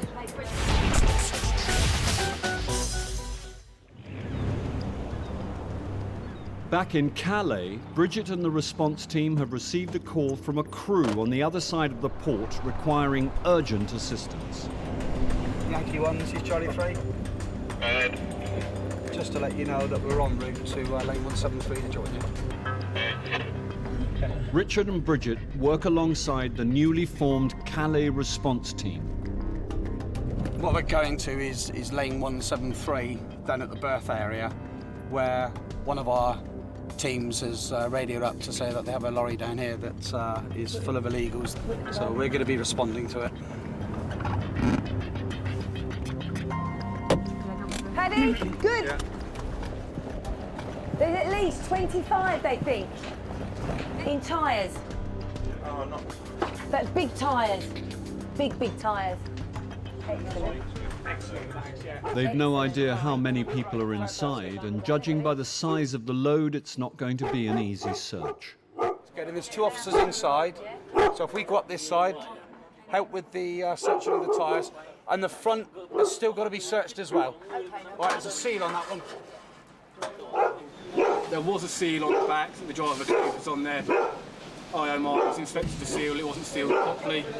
Entered the vehicle at the rear, unable to visually checked the vehicle, but there was a smell, there was a possible entrance of illegals. Took the side curtain off, looked in these 2 sets of tyres, found a group of 10 in the first group, second set of tyres, another 9 or 10 people. 8 in there, Yep. 5 in there. Gary found 5 in the other set of tyres. We've got to check the rest yet, working as more. And there was, what, 2 or 3 down the side there as well. The lorry is carrying large tyres for agricultural vehicles. It's a dangerous load to hide in, and the first priority is to get the people out safely. Okay, we can start getting them out one at a time, man. I'll get the bottom ones out first. Keep away, good man. Yeah, you can pull it back more now. Just because we're going to pull the curtain back, is that okay? We don't want you to fall out. Hey, be careful as well. One of them's smoking in here. Because there were so many in the middle, some of them have actually laid in these tyres along here. There's quite a lot of space in there, so we'll have to check when everyone's out. Just check all the tyres, just make sure there's still another lane in there. 1 minute. We just got to wait for someone to come and get you. Go this way for me. That way. You got your stuff? Excellent. Oh, watch it to the side. Get back in. Are they all Vietnamese? All Vietnamese. Yeah. You need to find method of entry. Yeah, back up. Oh, there was no security at all? The seal was in. Oh, but it wasn't. The seal wasn't locked. Right. Okay. The stowaways are all Vietnamese. They are the 3rd most encountered nationality at Calais, behind Eritreans and Afghans. Just watch them with the traffic, yeah? No, 1 minute, 1 minute, 1 minute. Good man, 1 minute. Where's your shoes? Oh, down there? I don't know why they took the shoes off, but they did. They were all in here, 10 of them. They might have been on top of each other's head, so that may be why they took the shoes off. It's only a guess. Sorry? Him there, yeah. Is that the last one of the 8, isn't it? So that's 16, yeah? So far. We've got at least another 6, so we're going to be upwards of 20. They're all carrying the plastic bags, and this is what they put over their heads. The Vietnamese are so desperate to come to Britain that they cover their heads with plastic bags to evade the detection of the CO2 monitors. I'll make it 24. 24, including him. 5 females. Age, how old are you? Your age? None of them are carrying documents. These men and women are anonymous and completely untraceable. All the crew can do is ask them for their name, date of birth, and where they boarded the lorry. 21. And you're Vietnamese? They all stay together. The gentlemen always look after the ladies, so again they'll be very protective of them. And we had one English speaker, which was great, so we've got all the details that we needed. Great find though, CRF, great find. In total, 24 Vietnamese people were found hiding in the lorry and handed over to the French authorities. The driver was eventually fined £2,400. Every year, over 100 million people go through passport control to get into Britain. Most are welcome and legal, many are not. For the first time on television, we go behind the scenes of the UK Border Agency, the men and women on the front line of immigration. Tonight, lorries carrying more than freight. Hello guys. Hey guys. 16. 16. Cracking down on illegal workers in London. I'm going to have to arrest you for entering the UK illegally. Refusing entry at Heathrow. Legally, we have to send you back on the first available flight. They will kill me with the Indian government. They will kill both of us.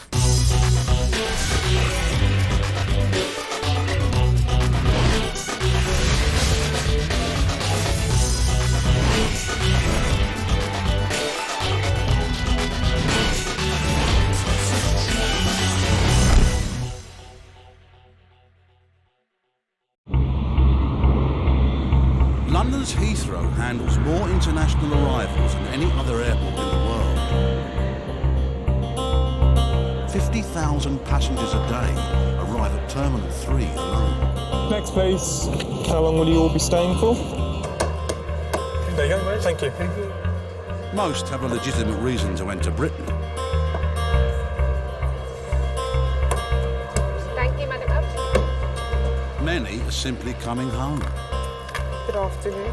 Good afternoon. And how are you today? Good. Did you just lift your hat from? I know what you look like. I just want to see That's you. what I look like. You like it? I do indeed. Oh, thank you very much. I like the way you look. Thank you very much. There you go, sir. It's the job of the officers on the passport desk to spot those trying to get in illegally. Immigration officer Lisa Lee has been checking passports at Heathrow for the past 2 years. She's developed an eye for things which don't add up.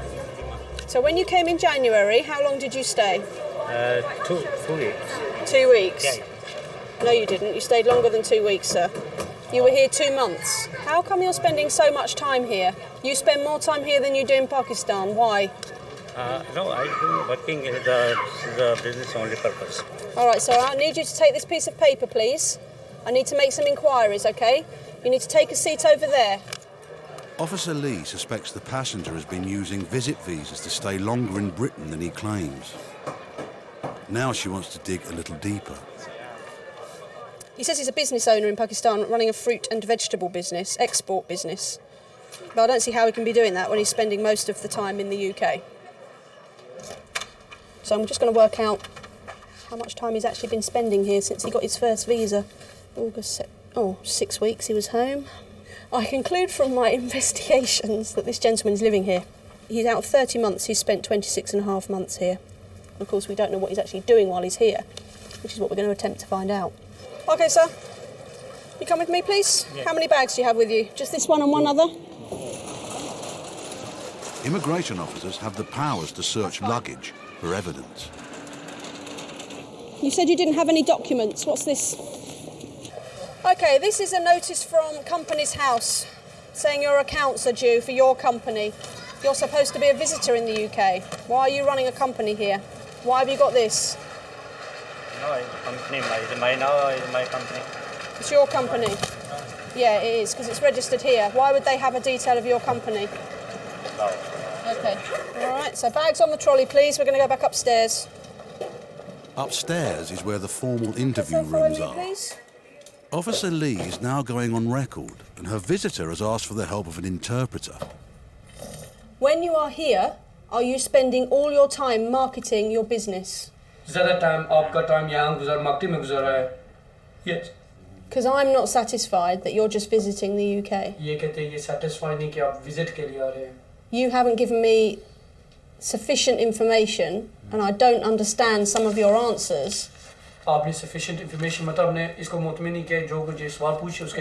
not giving me explanations as to why you need to fly here. The basis of what he's saying is that he's been here pretty much solidly since October 2005 to market his fruit and veg business that he runs in Pakistan. He's not had any orders from anyone in the UK for that whole time, and yet when asked why he's sending money back to Pakistan, he says it's for packaging and boxes, even though he's not actually sold anything to package or box. He must be doing something to earn money.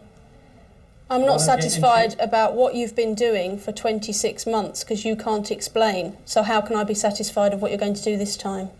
There's a high likelihood that he's been told to stick to a simple story. We see it quite often. It's an unbelievable story, and yet if you stick to it, what can we do? And it's very probable that he's heard through the grapevine. Don't tell him anything, just keep quiet, don't try and include too many people in it, and if they can't prove anything, then you might be all right. Officer Lee has heard and seen enough.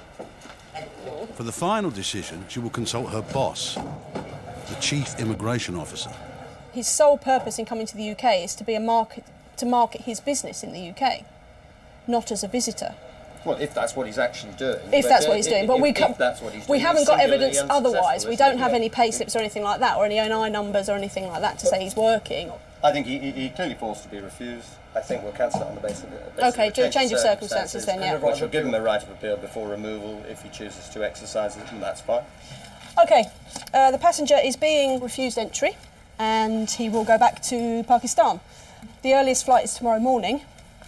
So he's going to remain in our holding room overnight because unfortunately it's too late now to get him a bed for the night and get him back here in time for the flight, which is at 5 to 8 in the morning. OK, so this is the reason why you've been refused entry. Do you want me to read it to you, or would you like it translated?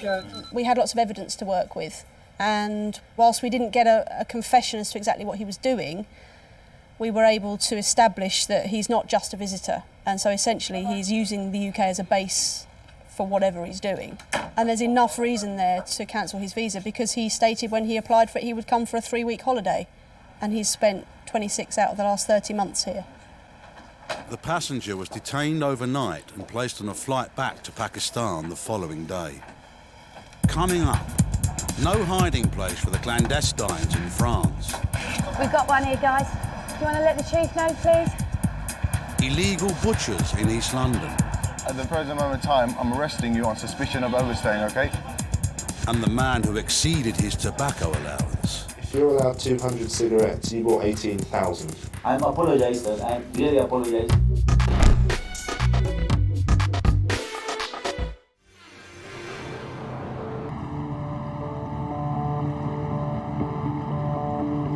More than 5 million passengers a year enter the UK through the port of Calais. For those trying to cross the channel illegally, they have almost 5,000 trucks a day to choose from. British immigration officers have been based here since 2004. On duty tonight are Officer Bridget McCarthy and her team. It's their job to check lorries for clandestines, as they call them. OK, we're in the Calais freight lane. It's now just gone 4:30 in the morning. Got a team of 4 of us in the lanes. One of the officers is doing the board, taking down the registration of the vehicles. Someone is speaking to the driver, checking the cab, and you've got 2 of us doing CO2 probes. That's putting them up inside the soft-sided vehicles and seeing if we've got anyone breathing in there. If we do get a high reading, then we'll be going in on the vehicle. What's happening now is we've both got a high reading on this particular one. The driver slept in Calais, he's just stated. He's got a tilt cord, but it's not secured to the seal or padlock, but he has got a padlock, so we're both going to go in and just hopefully there's no one here. 3/4 of all the trucks that come through this port are stopped and searched. In 2007, the Border Force stopped nearly 12,000 clandestines. No one knows how many get through undetected. Around this area of France, they get different pockets of different nationalities. Up on the Belgian borders and further into Belgium, there's a lot of Indian clandestines hanging around. Around this area, coming into the port and the motorways in France, you've got a lot of Afghans, Iranis, Iraqis, and then illegal entrants claiming to be Eritreans. Just going to go under. You got your passport? The team can check and clear a lorry every 2 minutes. But if their CO2 probes pick up signs of life, the search may take a little longer. Right. Claire had a high reading at the front, so that's the reason we're going to be going in. Now we're going to need to have the side curtain off, please. The team know from experience that if clandestines have picked up a truck to hide in, they'll root as deep inside as they can. We've got one here, guys. Do you want to let the chief know, please? This door was slightly open, but it wasn't closed properly.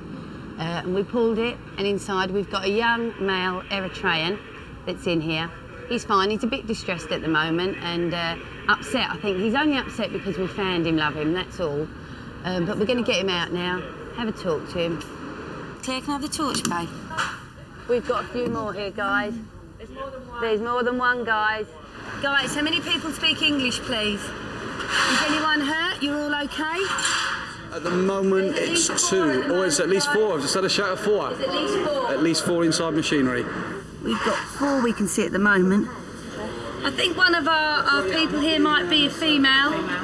Guys, where did you get in? Anybody going to speak to me this morning? No? Not been in there myself at the moment. I'm waiting for the officers to keep searching it, but it looks like it's some sort of kind of generator. I'm going to start getting them out. Okay, keep him there. Good boy. Be careful, sweetheart, be careful. For each clandestine, the truck driver and freight company can be given a fine of £2,000. You speak English? No English? Okay, no problem. We won't deal with them at the moment. We'll just let them get some air if they've been inside there. You all right, sweetheart? Looks like we have got a female here. Oh, and she's a baby as well. She's a young one. You all right? It is a difficult moment. I mean, my priority as a Chief Immigration Officer is to make sure that these illegals are okay.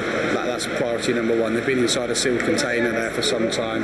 Thankfully, they look healthy. I've checked with them now. They're all okay. They're chatting. So we're just now going to deal with them and process them. I personally don't have a personal opinion while I'm at work as to their reasons for coming. You know, we've got a job to do and we do the job to the best of our ability, and they're not supposed to be travelling this way undocumented to the UK, and we have to do our job to stop them. We don't take any pleasure in it. It's just a job we do. We get on and do it, and that's it. Where did you get in? Belgique? Belgique? No? Talking to them, they've all got different reasons why they want to come to the UK. Some of them claim it's because in their own country they'll be in danger, either mortal danger or going to prison, something like that, so they don't want to stay in their own country.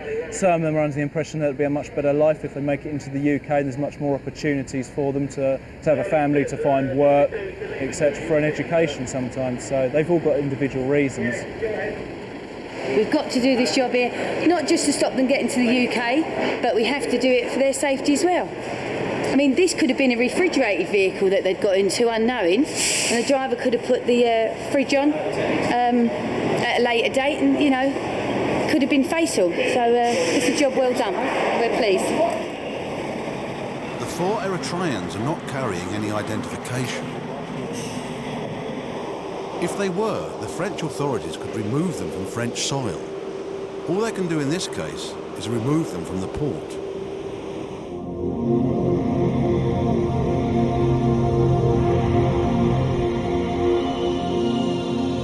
Almost every minute from 5 in the morning to midnight, a plane load of passengers arrives at Heathrow. Officers in customs have stopped a couple who have come into the country on a holiday visa.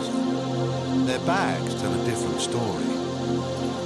In his 3 years as an immigration officer, Tim Wetherall has never seen a haul like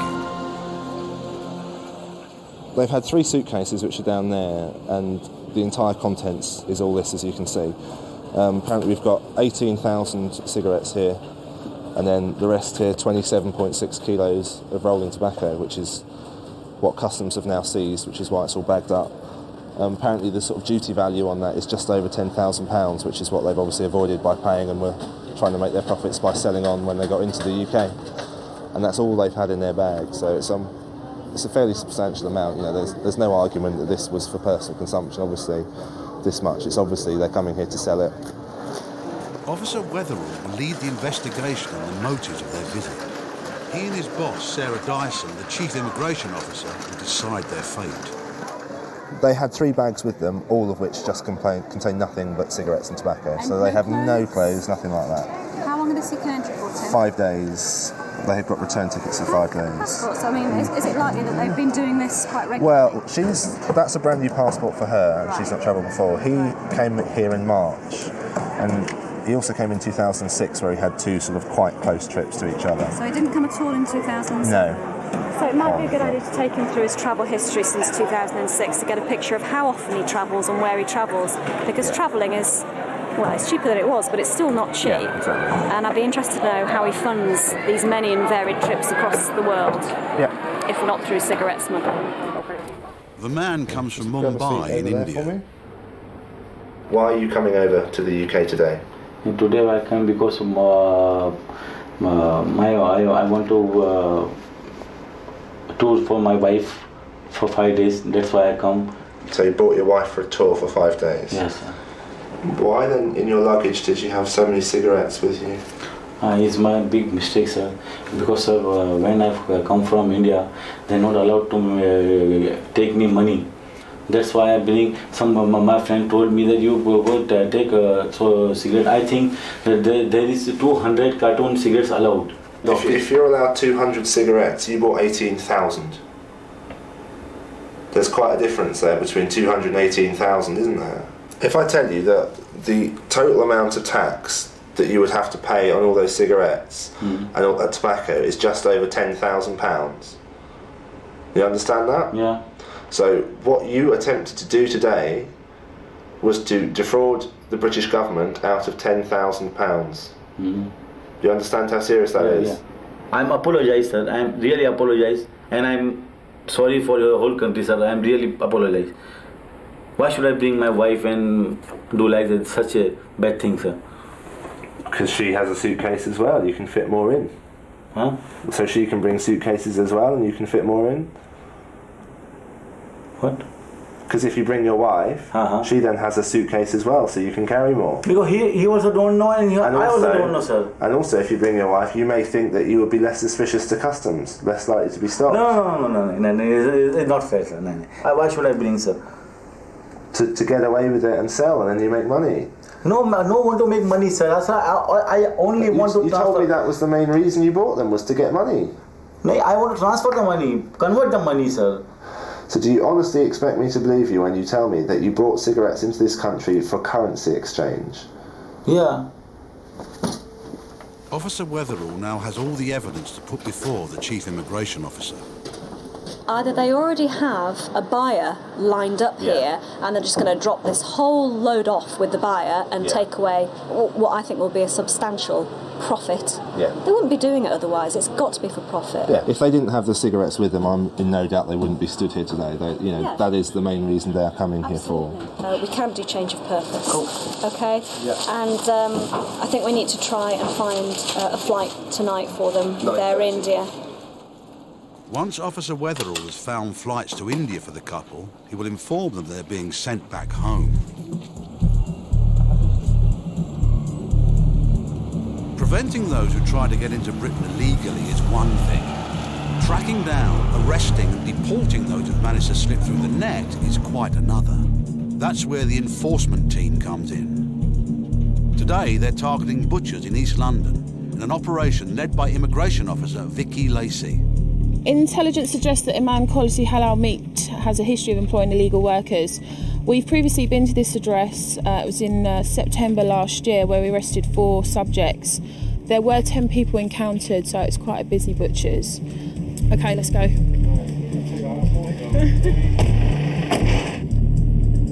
It's predominantly Asian population, Pakistani, Indian, Bangladeshis. It's a very tight community. It's a very busy shopping street we're going to. We will just generate a lot of interest from being there.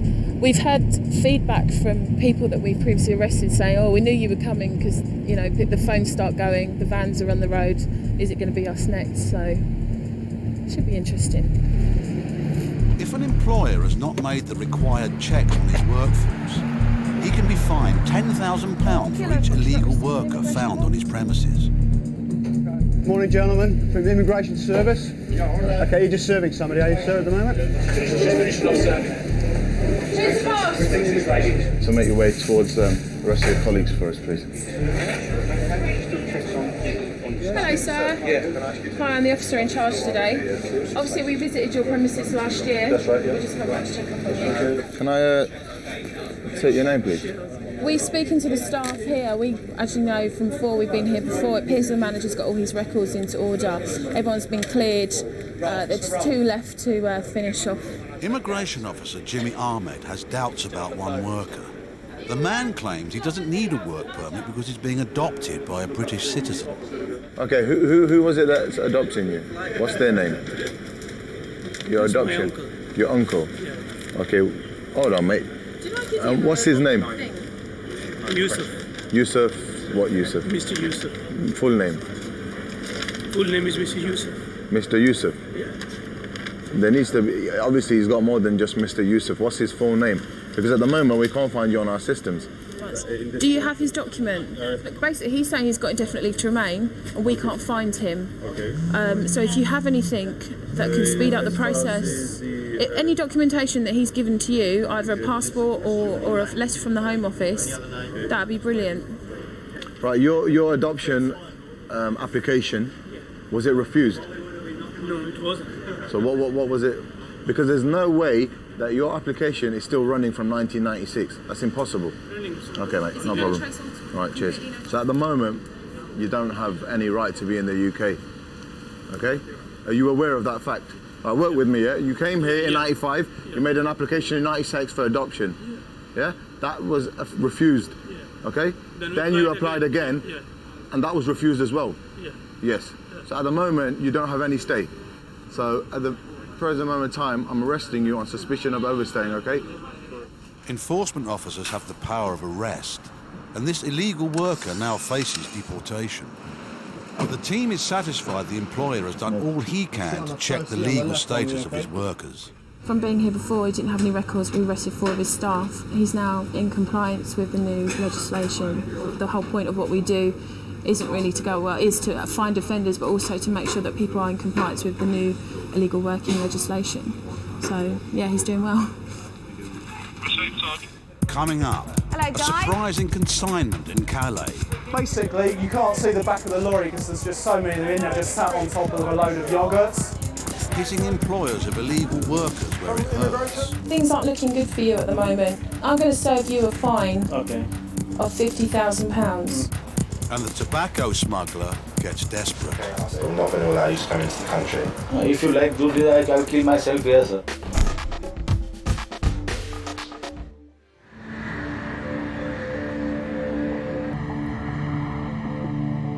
At Heathrow's Terminal 3, the couple carrying 18,000 cigarettes and 27 kilos of tobacco are waiting to hear their fate. Officer Wetherall must tell them they will be put on a plane back to India tonight. I'm not expecting him to take it particularly badly, to be honest. It may well turn out that he is upset, but at the same time, you can't really argue with the facts. They've tried to evade over £10,000 worth of duty in the UK. We didn't give them a visa to come here and sell cigarettes, and that's what they're coming here to do. Obviously, you were issued with visitors' visas to come here on holiday. The fact that you have all the cigarettes and tobacco with you, and that you've stated you're intending to sell that, on that basis, we're going to refuse you leave to enter the UK today. We're not going to allow you to come into the country. Legally, we have to send you back on the first available flight, and that's what we're going to do today. There is a flight. Sorry, if I go there back, they will kill me. With the Indian government, they will kill both of us. They will send me behind the bar. There is too much tension in India. If you not entry for 2 or 3 days here, and you will send me, I don't know. They will kill us. I explained to you when I was interviewing you that you needed to be fully forthcoming and honest with me. That you needed to tell me the truth. You haven't mentioned anything about that. No, but sir, if you deport like this me, they will kill me. But they will. Who will kill you? No, the Indian government, sir. Just because of the cigarettes? Too much harassment in India, sir. Please, my wife, they don't release me. Okay. You made that decision to bring those cigarettes into this country, yeah? No, but right now you made that decision, and that was your decision, okay? And as such, you have been refused leave to enter this country and are being returned to India. No, sir. There is nothing that can be done. Those are the rules. If you like do this, I'll kill myself here, sir. Why don't I go there? There's too much trouble over there. You need to wait here. I'll come back and speak to you in a minute, okay? When I was talking to him, he said, "Shall I just kill myself now then?" And I'm not sure how flippant the remark was. I'm not sure how serious he was. But obviously, if someone in immigration detention is making threats like that, we can't just ignore it, obviously. Sarah's just going to go and have a chat with the passenger now and sort of explain things to him to see whether or not that calms him down. Listen, okay? As far as the law is concerned, there is no flexibility, okay? Your visas are cancelled and you have to go back to India. If they are still saying that they feel under threat from the Indian authorities, then they need to explain that to us in a bit more detail.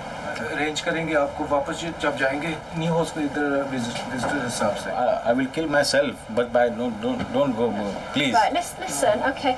Is it worth saying things like that? Okay, calm down. Listen. Okay. Do favor for us, man, please. See, I am not the first time in London. I am coming from 8 years to a extreme country. I hear you. Listen. And before my 8 years ago, I didn't do anything wrong in England. But it's my minor mistakes. It's not my. Yes, it's a mistake. I don't bring any drugs, and I don't bring any ammunition. Okay, I hear you. So you're telling me like that. All right. You go. So are you telling? Okay. You're getting so upset that I'm thinking that you are much more worried about going back to India because you believe something will happen to you. The man's claims take the investigation to a new level. Chief Immigration Officer Dyson and Officer Wetherall must make sure the couple understand their options. The claims that you've made are obviously very serious. I need a decision.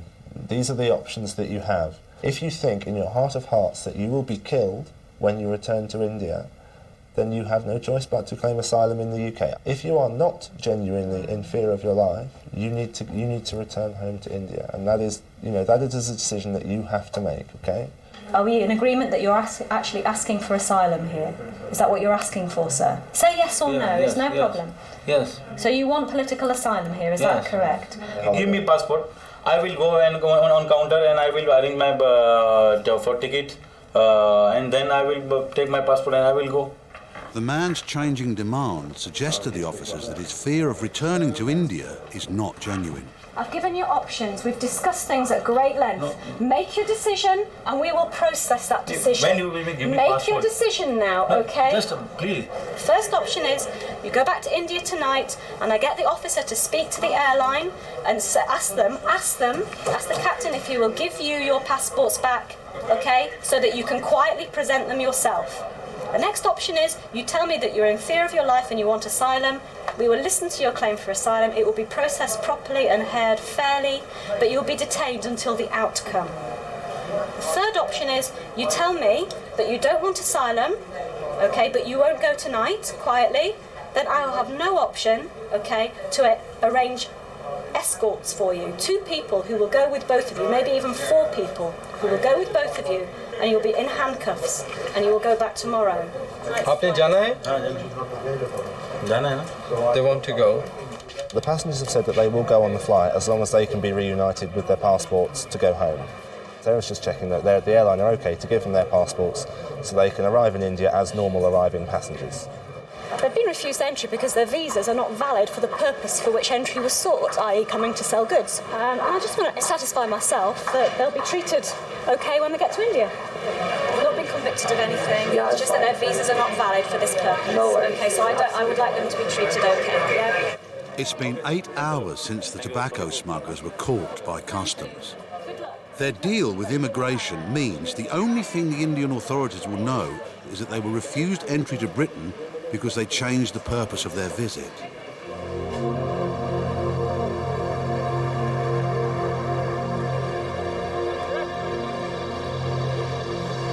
In Calais, the search team is coming to the end of their night shift.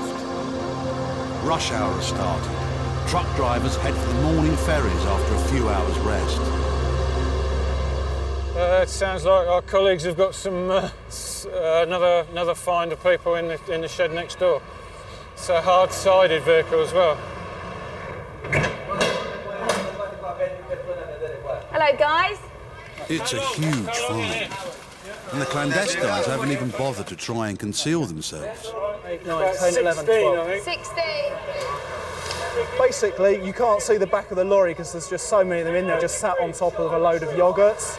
Where, Belgium? Where have you come from? Any miners in there, Dave? Any female miners? No ladies, no? No ladies? Where from? Where are you from? Afghanistan, yeah? Afghanistan. Yeah. Right, guys, can we have them out one at a time? Come on, gentlemen. The team regularly stops Next one. Afghanis from entering Britain You all right? illegally. Of all the clandestines caught at Calais, more are from Afghanistan than any other country. Yeah, they're very pleasant guys. They don't seem deterred by, I think they'll be gutted that they're being found. Yeah, everything's fine. Yeah, again, the main concern is with the people you find in the back of these sealed units. The first priority is, are they okay? And as you can see, they're smiling, they're okay, so there's no problems there. What's happening now is the guys are going in to make sure that it is all clear before they declare the vehicle clear. We've got a load of chilled goods for supermarkets that have obviously been damaged a little, but not major. Yeah, it's just chocolate desserts, tiramisus, panna cottas, profiteroles. As you know, this is a refrigerated vehicle. It's running at +2, I believe, between +2 and +5. It is cold. They're well wrapped up. I've just put my hands in there, so it's pretty cold. Evidence that they've been in there a little while. It's not very hygienic, obviously, but they've been quite careful in filling a bottle like that. Border Control keeps a record of every clandestine found. Each should be photographed and fingerprinted before being handed over to the French authorities. We've just got nowhere else to put them at the moment. Obviously, such a big number, we need to process them now. Now we've entered that vehicle with the 16 clandestines, all of Afghani origin, all male and all in fairly good spirits. I remember one at the beginning of this year that had about 3 or 4 more, and that was in the back of the big drums from cement mixers that we found down on the berths. But other than that, I can't think of anything that's been more than this, other than that one this year. On average, this is a big find. We've handed them over now to ECS, who are our escort team. They're going to take them into the detention room one at a time. G4S will search them, put them in detention. That's going to be a long process, because as we know, there's 16 of them, so it could take an hour and a half, maybe, don't know how long. All 16 Afghanis, none of them carrying ID, are escorted out of the port, free to join the clandestine community in Calais, and free to try another day to cross the channel illegally.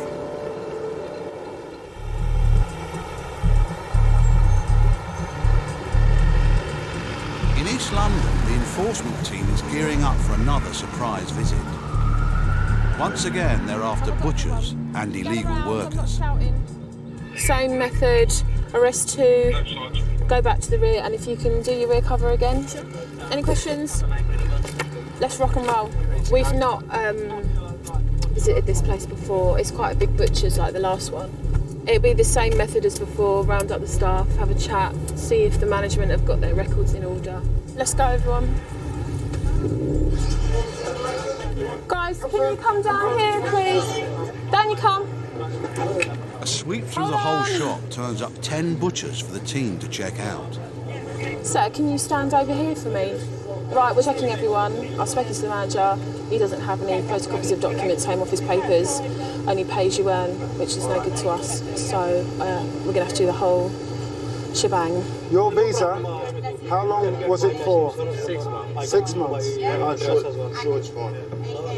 When did you get the visa? 5 years before. 5 years ago. So you've overstayed 4.5 years? Yeah? Right, Mohammed. Right, did you get the visa yourself? No, one agent. You come by an agent? He's admitted entering the UK 5 years ago using somebody else's passport with his photograph on it in it. He's since not approached the Home Office to sort his stay out. So I'm going to now interview him with the assistance of my colleague who speaks the language, and we'll take it from there. I don't believe what you've told me, okay? The Home Office checks have come back and there's no trace of you being issued a visa, okay? Do you understand that you've entered the UK illegally? Yeah, he understands that he's entered illegally and he's currently living here illegally. What you've told me from this interview, okay, I'm going to have to arrest you for entering the UK illegally. We have arrested 5 people so far. As far as I'm aware, they've all been arrested for overstaying their visas. They've all come on holiday visas. 9 times out of 10, they turn up at the airport, they say they're here for a holiday, they produce a return ticket, they get a job and they don't go home. That's why they've been arrested today. Those of them that have passports, we will aim to put them into a detention centre and remove back to Pakistan in the next 72 hours, hopefully. Now the team's attention turns to the manager. Have you made any application on his behalf to stay in the UK? Not recently. But you told him you would do, that's why he's overstayed. You said you were going to help him, but you haven't done. Why haven't you? Are you running some kind of immigration advisory thing? Well, this gentleman has given you his passport and you said you'd make an application. He's just told us the boss of the shop told him not to go back to Pakistan, and that he's going to sort his work permit out. When we just spoken to the boss, he said he's got his passport, but he hasn't done anything about it. So the poor guy here has been given the wrong advice, and that's why he's been arrested now for overstaying. Mr. Ahmed, can you please terminate that call, please? Right, okay. I need the documents for the people that you're... The documents of the people downstairs. Okay, Things aren't looking good for you at the moment, okay? I'm going to serve you a fine of £50,000. Now, if you have that kind of money to throw away, then... You know, you've got... Basically, you're going to have to prove that you've done all the relevant immigration checks to employ these people legally. And from what I've seen at the moment, you don't have that. All right, so you're going to have to contact your solicitor. Yes, sir. Bringing 2 prisoners out. With the arrest of a 6th illegal worker, the manager could have another £10,000 added to his fine. Coming up, the man who claims he's got a personal message for the Queen. Never phoned Buckingham Palace before. And the enforcement team hunting for a passport find more than they bargained for. It's about Oh my God! Roaches everywhere.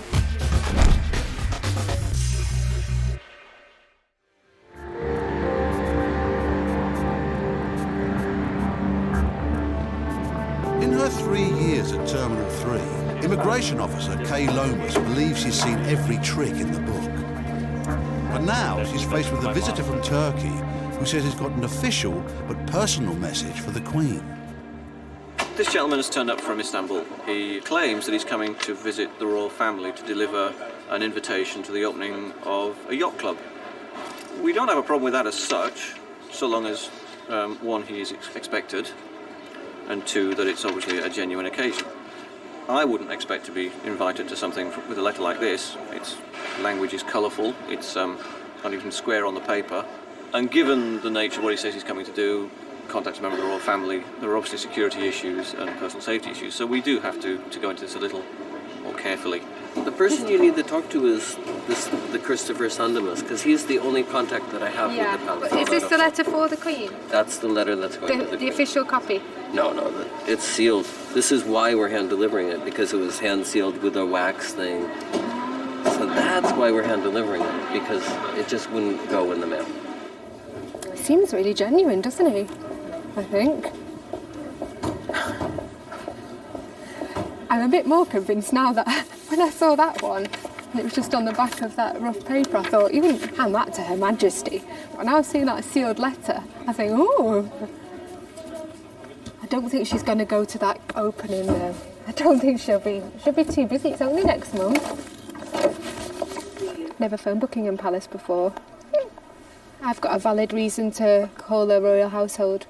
Hello, sir. I'm calling from immigration at Heathrow Terminal 3. Hi, sir. Are you expecting anyone today to be coming to the palace?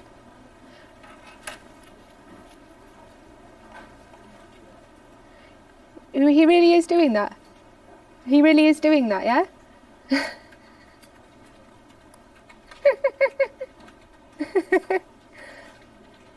No, well, we were just a bit shocked because when the gentleman came to the desk and said that he was coming to deliver something to the Queen, obviously we have had some cases in the past where it's not been the case, and so we just wanted to make sure that that was true. All right, thank you very much, sir. Thanks, bye. They're expecting it. We don't perhaps have a guy that has a problem with the royal family, but nor do we have anybody who's really expected yet, other than to deliver something to the side door. Mm-hmm. So is this kind of the stock answer they give? If you want to deliver something, this is how you would deliver it to the police at the side door. From that then, it's all down to what we think of him. I know. How he comes across. And you say he comes across as fairly plausible and genuine. Yeah, I would like to speak to him But I again. think we do need to speak to him.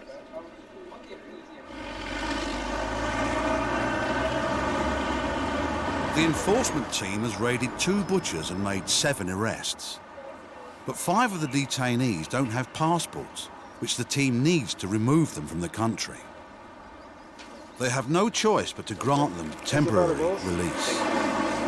Right. Also be aware, you're not allowed to work. No more working. You understand? Right? You're not allowed to work. We've got no detention space at all, which is a normal case. So the decision was made to release him to sign on at our office on a weekly basis until his application is decided. Out of the 7 that are arrested today, 5 have been given temporary release to Beckett House, which is an equivalent of kind of like a police bail. Another 2 are being detained to be removed back to Pakistan, and we're going on to do a house search for one of them now. This worker has told the officers he does have a passport and is at home. Anyone in? Is this one yours? Yeah, Okay. your passport's in there. He hasn't told them his home is crawling Have you got the with key? cockroaches. It's about Oh my God. Oh, it's walking in the whole place. Bingo.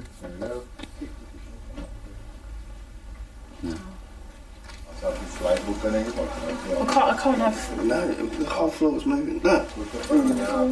The roaches, they're everywhere. In fact, I'm going to take my trousers in my boot. Got his passport. There he is. The guy that was arrested. And his holiday or visit visa, which expired 28th of February 2007. It's time for him to go home now.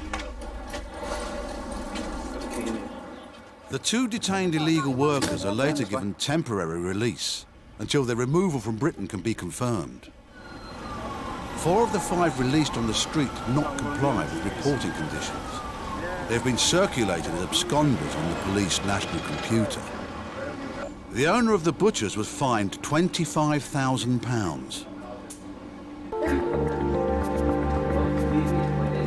Even though Buckingham Palace has confirmed they are expecting a visitor from Turkey to deliver a letter for the Queen, Officer Lomas must make sure he is genuine. So why have you decided to come over to bring the letter rather than just post it? Because it will make better impression.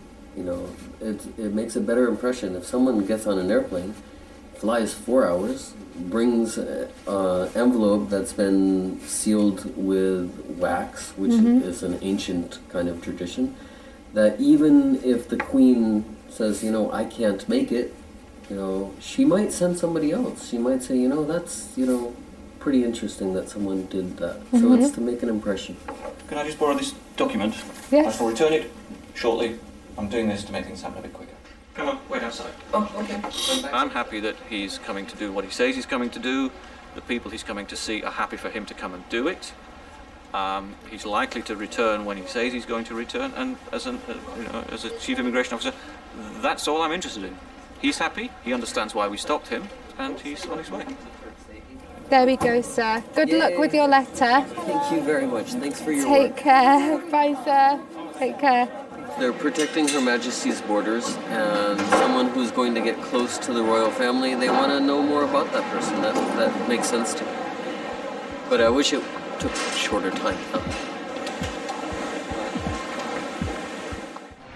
25,000 men and women work for the UK Border Agency. At home and abroad, their job is to seek out the lawbreakers and imposters who don't have a right to be here. They are the UK Border Force. Tonight, unearthing Britain's biggest ever immigration scam. No, I don't want you talking. You've been arrested. Come with me upstairs, now. At Heathrow, the passenger looking for more than just entry to Britain. Please give me justice. I am a real student. I am a hard worker. Sir, justice is a big word. And tracking down the Indian holidaymakers who never went home. When did you come to the UK? 4 years ago. So your 6-month visit visa is well expired. Has been expired. Well expired.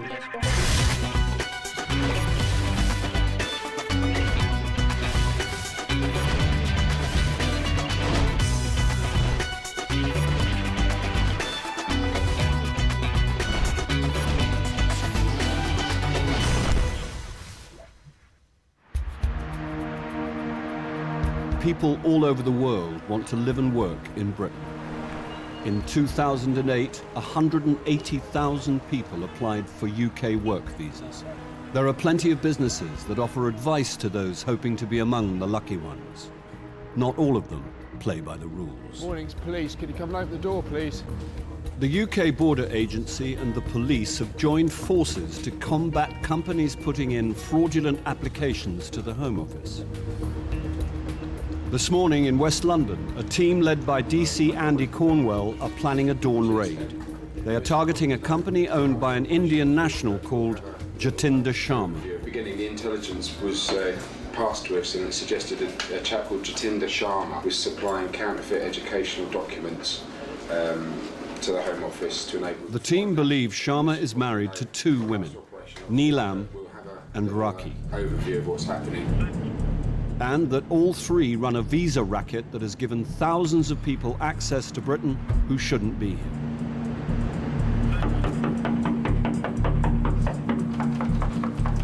Police officers, I have a warrant to search this premises. Can you come in, please? Yeah, is he upstairs, is he? Right, I'll come up with you then. Hello there, sir. Are you Mr. Sharma? So if you come downstairs with us, I shall explain everything to you. Sorry. Sharma is a trained solicitor whose previous clients include the hook-handed Muslim cleric Abu Hamza. The officers want to contain Sharma and his wives so they can't destroy incriminating evidence. I've got a warrant to search this address for forged and counterfeit educational documents, and also any articles that may be used to manufacture those documents. Okay, do you understand that? Right. Come and have a seat, madam. What is it? What is your name? Rocky. Rocky, have a seat in that chair for us, please. DC Cornwell has something else on Sharma and his wives. He suspects they've used deception to stay in the country. But my colleague's got something that he needs to say to each of you first. You're going to be arrested, okay, on suspicion of obtaining leave by deception. Me? Yeah. Do not say anything about harm offensive. Do not mention when questioned so later in court. Fact, yeah, Junior, this is Neelam. Neelam, we've had info that you've been assisting a non-EU citizen to remain in the UK. Neelam is suspected of endorsing Raki's fraudulent application to stay in Britain. Also, you do not have to say anything about harming defensive. Do not mention when questioned so later in court. Raki is here on a work visa, but has never worked where she's supposed to. Raki, you should not be in the UK. You're under arrest for obtaining leave by deception.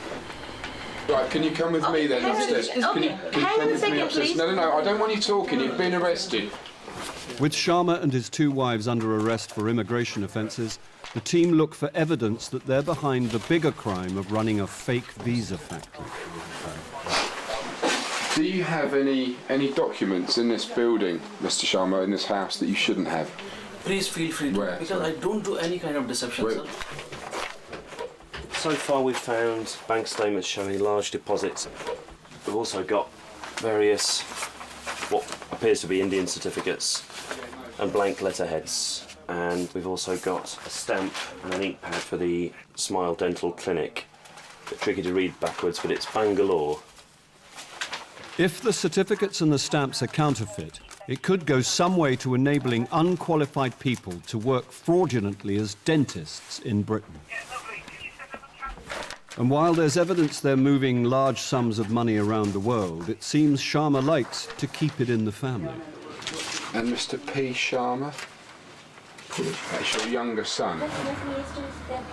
So your younger son is 8?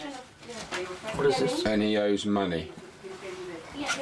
His bank account's in arrears. That makes no sense. Is it an offence? Sorry? Is it a crime? Well, it depends who's using, or who P. Sharma is.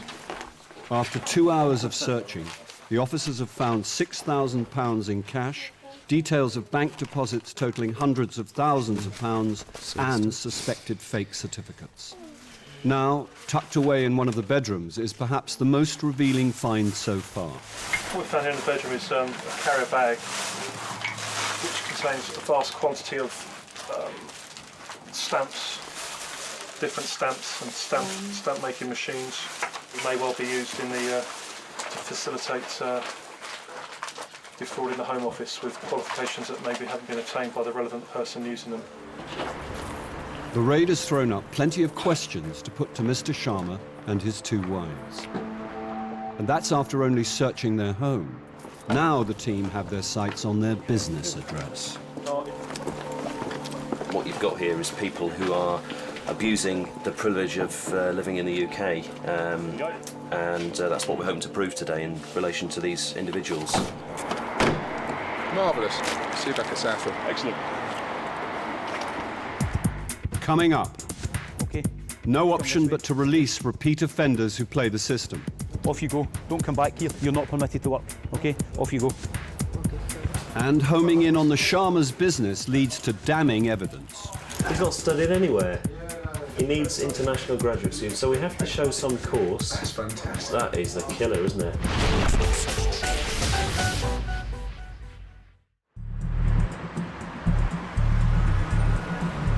It's estimated there are over 1 million illegal immigrants living in Britain. Many choose Britain because they believe it's a soft touch. They know the scams to stay on illegally and avoid deportation. The UK Border Agency has 38 enforcement bases whose job it is to track these people down. Today, a team in Glasgow are carrying out a raid on the Royal India restaurant in one of the city's most affluent areas. They have intelligence the restaurant is employing illegal workers.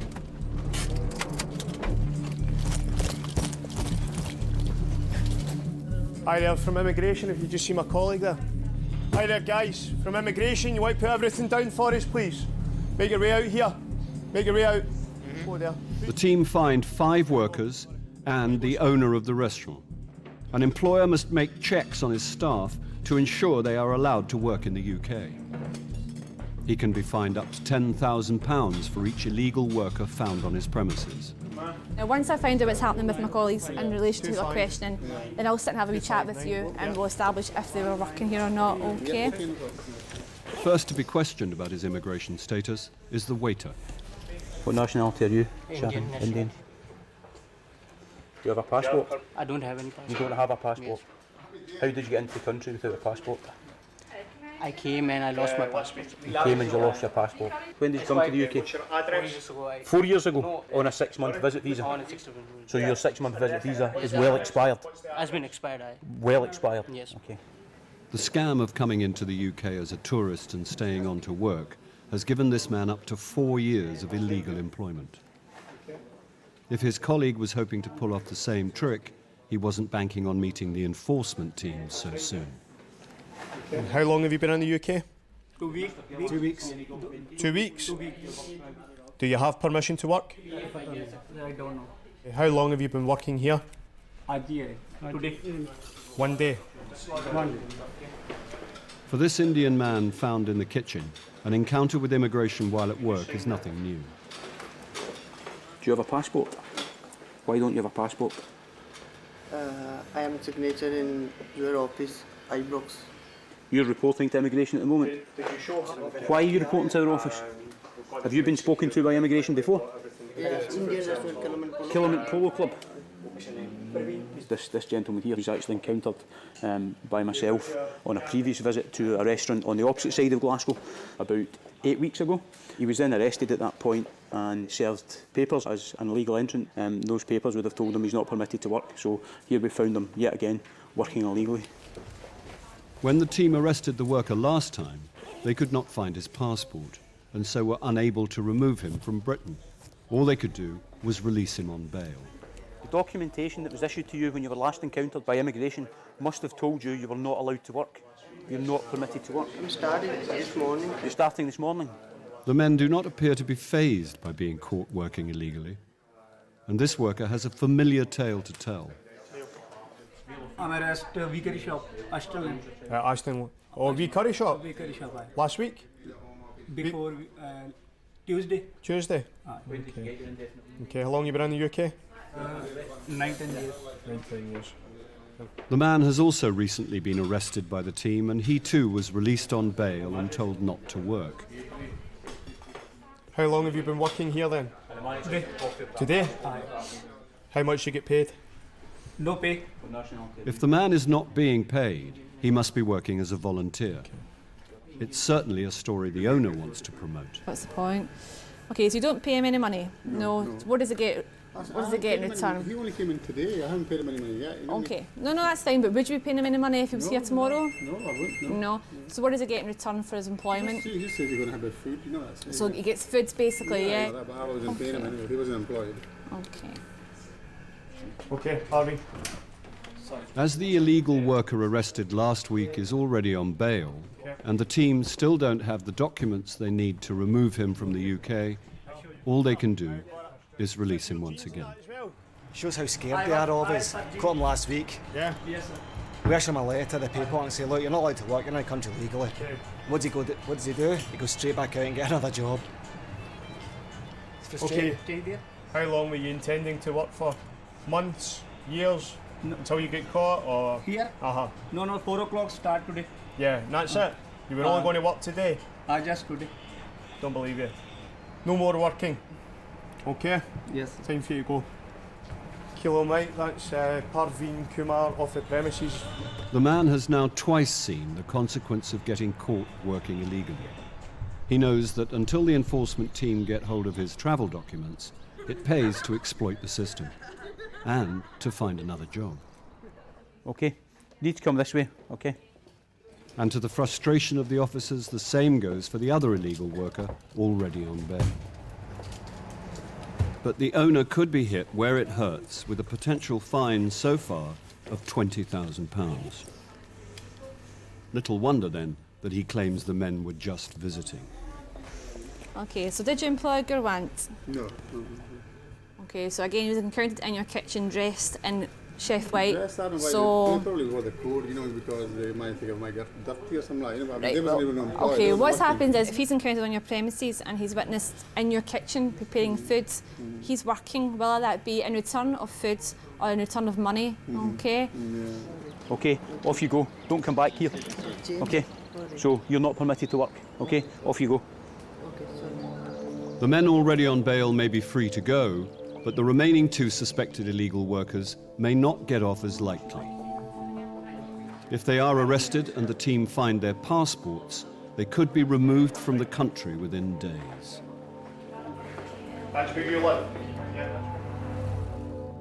500 miles away, the UK Border Agency and the police continue their investigation into the Sharma's fake visa business. After a dawn raid, Jatinder Sharma and his 2 wives are brought to Southall Police Station. Evidence found in their house suggests they're involved in manufacturing bogus certificates for visa applicants.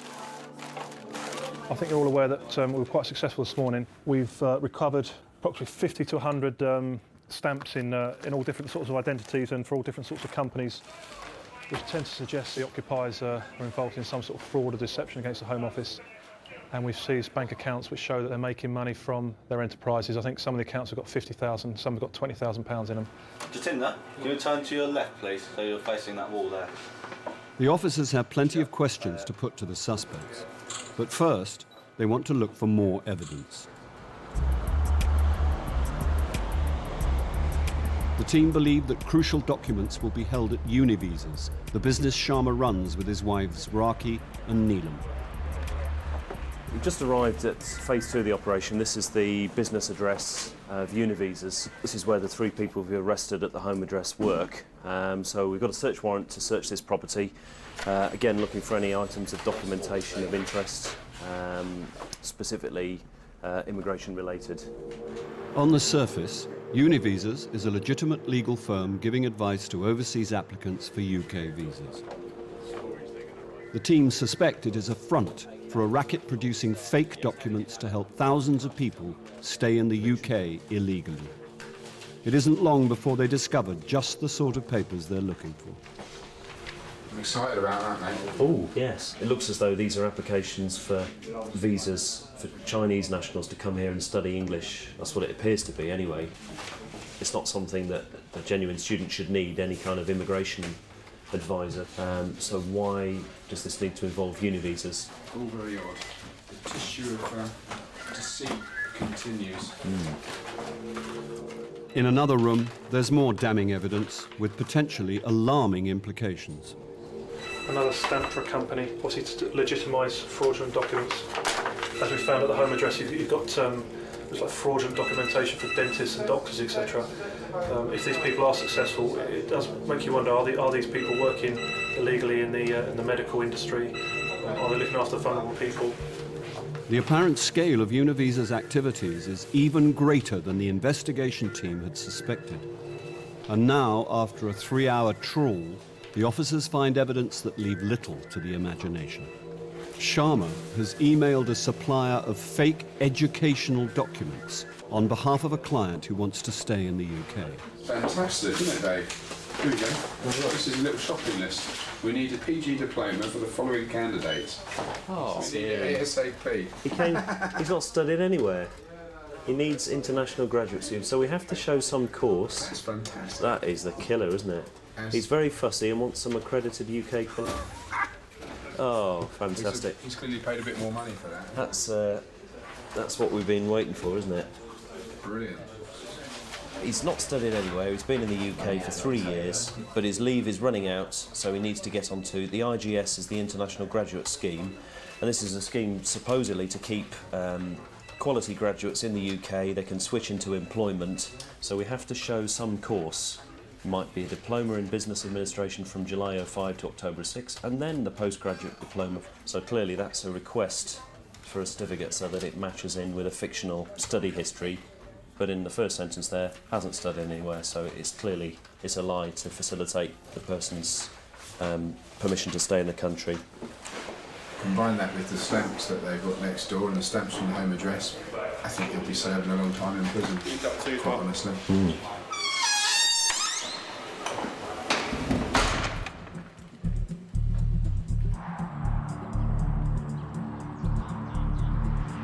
At the Royal India restaurant, the enforcement team have had to release 2 known offenders already on bail. Now it's time to deal with the 2 other illegal workers. Okay, car pal, through here. You're now under arrest, okay, as a suspected immigration offender. Don't have to say anything you do say may be noted, may be used in evidence. Do you understand? You're under arrest, okay? This man is in the UK as a tourist and says he's been here 2 weeks. Yeah, he claims he came here with a visit visa just for a holiday, but he's now working. All his friends, families, relatives have probably been doing it, telling him, come to Britain, you know, and you can earn some good money. So they'll know how the system works. They've been doing it for years. And the owner should know he can't employ a holiday maker from India, even if the man does just turn up at the door and offer to help. So he came up to the back door, just wandered up to the back door and said, I've got a tourist visa, and that was it. Well, he says, walked in and he says, can we help you out and all that, you know. I said, well, have you got other documents? Can you work and all that, you know. He said, I'll bring that tomorrow, like, you know. Okay. Pay him any money? No, I mean, like I say, it's only came in a couple hours ago, like, you know. Right, Sharon, come this way, okay? Okay, you've been arrested, okay, because you on suspicion of being an immigration offender. The owner also denies employing the waiter who has overstayed his tourist visa by more than 3 years. Okay, this way, sir. We're going this way, but you're going to do what we tell you to do, okay? Because what you must understand now is you're arrested. Okay, okay? no worries, sir. Right? Sorry about Relax, okay? The team have found 4 illegal immigrants at the restaurant. They do not believe the owner's excuses and serve him notice that he could be fined up to £40,000.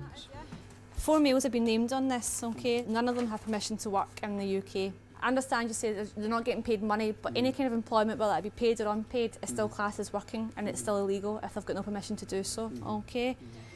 Of all the employees found at the restaurant, only one is entitled to work. He has indefinite leave to remain in the UK. So many restaurants employ illegals, you know. The thing is, you've got your status now. Yeah, There's lots of people who have their status, but they can't find work. Really? And it's hard for them. So that's what we're trying to do, protect the local population, people who are, you're entitled to work here. And there's other people like you who can't get a job. Okay, good luck then. Thank you very much. You understand what we're doing. Goodbye.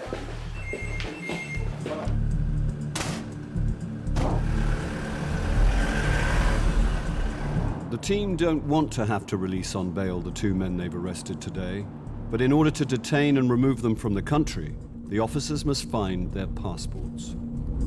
If we don't have a passport for him, we cannot remove him. We have to apply to Indian embassy to try and get a travel document, which can take up to 6 months. We can't detain him for 6 months. So we release him, and what does he do? He goes straight back to work again. The holiday maker is cooperative and has given an address where he's staying with relatives. Hi there, how you doing? From Immigration Service. Can we come in and have a quick word with you? Yes. Thanks, all right. Thank you. But the waiter is being less helpful. He claims to have lost his passport and he can't remember his own date of birth. Why can't you remember your birthday? Sorry? Why can't you remember your own birthday? Sorry, I don't know. Are you telling me the truth? Really, I'm telling you the truth. I can't remember. You said something about a date of birth on your passport. What do you mean by that? Why are you trying to remember the date of birth on your passport and not your own date of birth? I can't remember. Sorry. The man knows the less information he gives, the harder it is to remove him from the country. He has given an address where he claims to live, but he says he's never been given any keys. This male has turned up for his first day of work today, wearing the clothes that we encountered him in, with only a mobile phone in his possession and the bus fare to get him to work this morning. Had no other possessions at the restaurant. It's a common ruse. Illegal immigrants know that if they're arrested at work, officers won't have the warrant to forcibly enter and search their home for a passport. There's nothing up here. All these sort of flats are owned by the owners of the restaurants, and they'll move the staff around. I've searched houses like this before where I've seen one bloke who's been actually living in a cupboard. But the reason why it's so transient is because they move from restaurant to restaurant, usually depending on whether they've been raided by immigration. The team searching for travel documents for the holidaymaker have had more luck.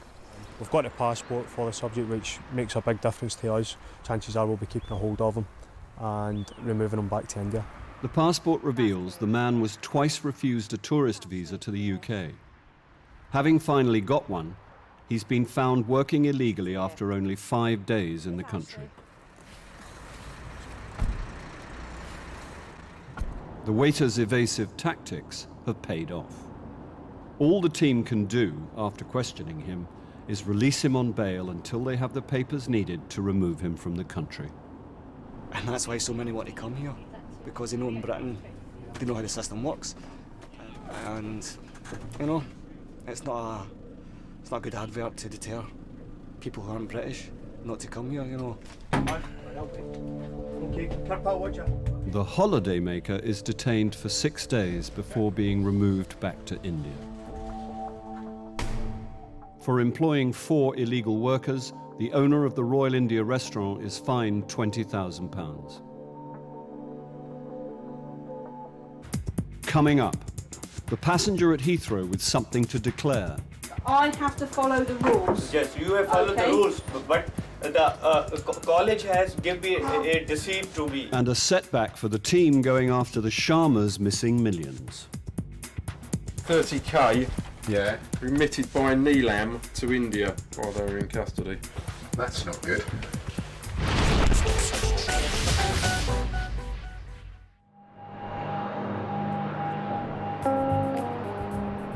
Most of the 70,000 people who arrive each day at Heathrow have a perfectly good reason to come to Britain, whether it's business, pleasure, or simply coming home.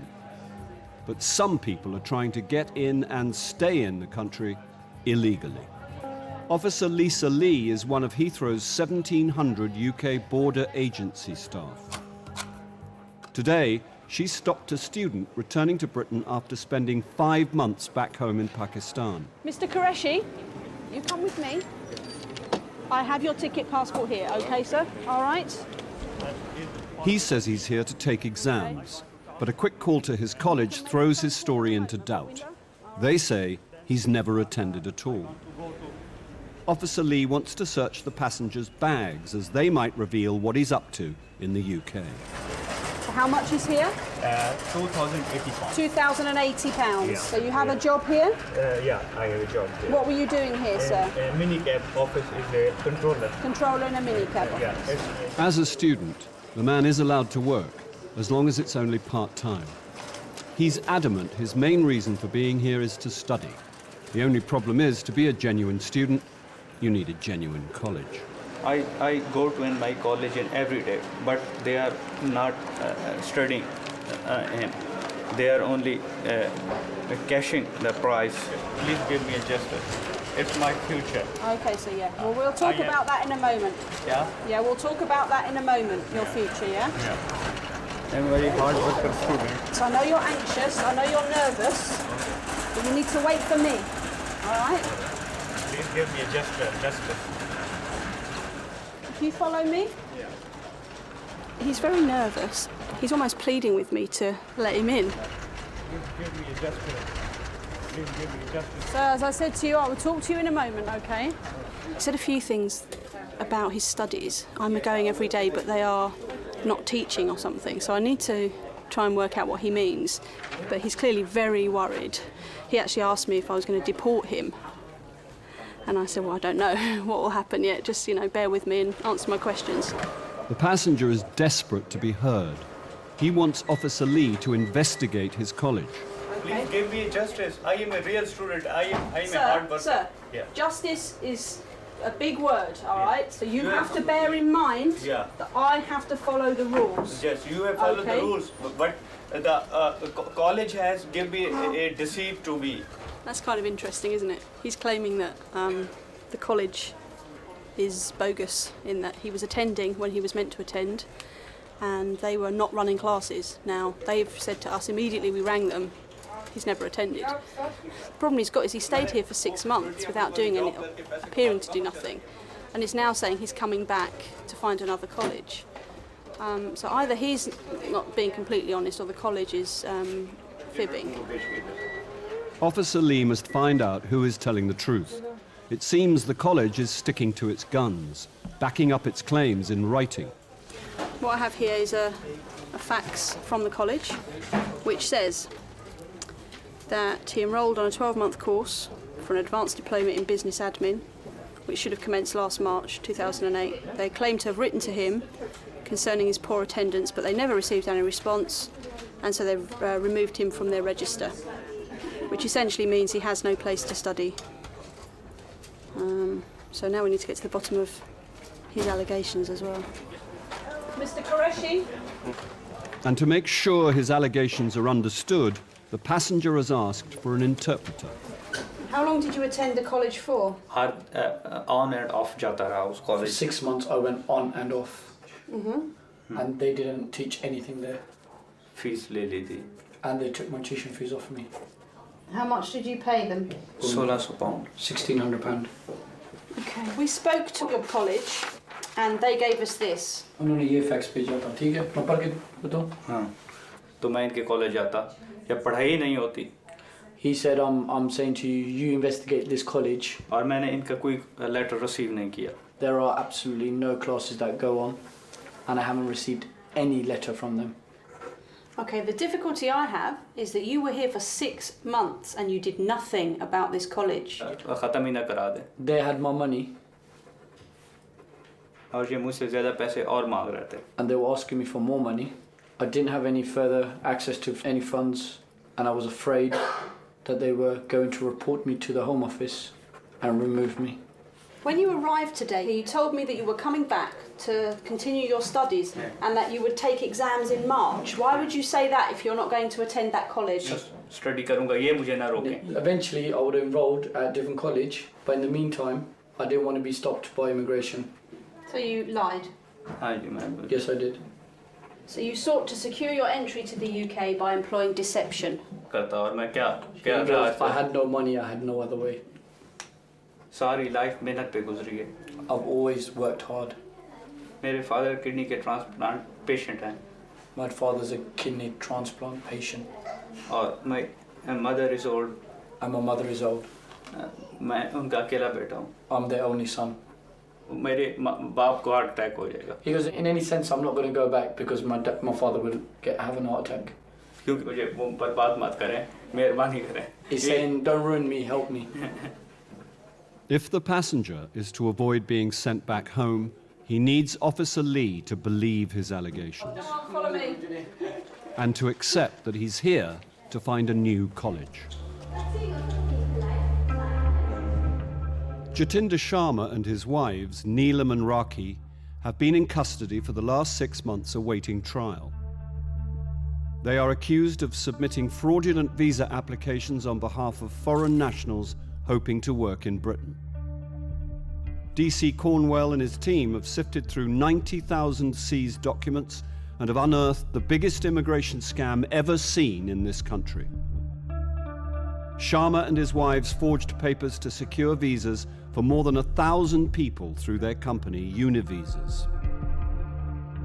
Univisas have generated income tax return forms, they've generated education forms, and they've also generated pay slips and employment records. And there's proof the rubber stamps found at the Univisa's office have been used to endorse the bogus documents. So that's the stamp, Office of the Joint Income Tax Officer, which is this stamp here. Now our scientists have studied that impression and the stamp, and they've concluded that there is no doubt the stamp has made that impression. Univisas charged would-be foreign workers up to £4,000 a time for fake documents to back up their applications. The police believe the company may have raked in more than £3 million, most of it still unaccounted for. It's down to DC Andy Cornwell and DC Simon Prothero Jones to track down the missing money. Today they are at court where Sharma, Raki and Neelam are due for a plea hearing. All three have already pleaded not guilty, but they have good reason to change their minds. The judge has made it clear that today is the last day that a discounted sentence is on offer, and without a doubt for all the defendants, any discount which they get from an early plea is going to be substantial. We are talking years off their sentence. As a result of that, things are getting fairly heated in there between the defence teams and the prosecutor. It is very fraught, but there's a lot at stake. Raki and Neelam stick with their pleas of not guilty, but Jatinder Sharma tries to strike a deal with the prosecution. He's willing to plead guilty on one condition. He was prepared to plead guilty, provided we excluded his house in Southall from any sort of cash confiscation. That kind of set us thinking, really. Why is he so concerned about his house? It led us to sort of muse that perhaps there's a load of cash stored somewhere in that house, which is why he doesn't want the house the subject of any confiscation. And the hoolie bar, the enforcer. The only way to find out is to go back to Sharma's house to take a closer look. And it would appear that their business over the 18 months it was running has turned over probably £3 million. Now, if you look at that and we say maybe £1 million of that has gone in expenditure over the 18 months, we've frozen assets in their bank accounts of 400,000, so that leaves us short 1.6 million. We've got a warrant to search the address, okay? The reason we're back at the home address today pretty much is that we're looking for anything which could have been missed. It could be as simple as a big pile of money underneath the floorboards. It could be bank documents relating to an account which we didn't know, accounts, shares, stocks in somebody else's name, anything which is going to lead us to the outstanding funds. I still think there's a lot more money in this house somewhere, so we're going to go back in, lift floorboards if we have to, go up into the loft, lift the insulation, just absolutely every nook and cranny. You've got to look around at the house around us. It's a state. Here's a man that had hundreds of thousands of pounds in the bank. This one house, with a very limited amount of equity in, is what he's desperate to keep hold of.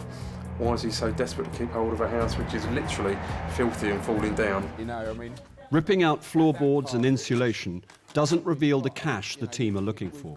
Oh, oxygen, fresh air. I don't know about But opening post addressed to Neelam unearths bank accounts the team didn't know about. Punjab National Bank. We found a bank account in the name of Neelam. This account, which we weren't aware of up until now, contains just over £20,000. So that's of interest. And again, there's another 40, 50, £60,000 at least. So she alone has the best part of £250,000 in her bank accounts. The arrest of Neelam does not appear to have stopped large sums of money being moved between her accounts. 30k remitted by Neelam to India. So that explains where another 30,000 on this one statement. Transferred into another of her bank accounts, or? Yeah, interesting though. The last one was on the 17th of the 12th, 08. 17th of the 12th? Yeah. While they're in custody? While they were in custody. That's not good. Even though Neelam has been in prison awaiting trial, some of the illegally gained money in her accounts has been squirreled away in Indian banks. But there is still over £1 million missing. This search here has been worth its weight in gold, literally to us. We've immediately traced tens and tens of thousands of pounds. I suspect once I take all this paperwork away with me, sit down at a desk and go through it in a lot more detail, it may well help me trace hundreds of thousands of pounds, and that's getting towards the sort of figures that we're looking for.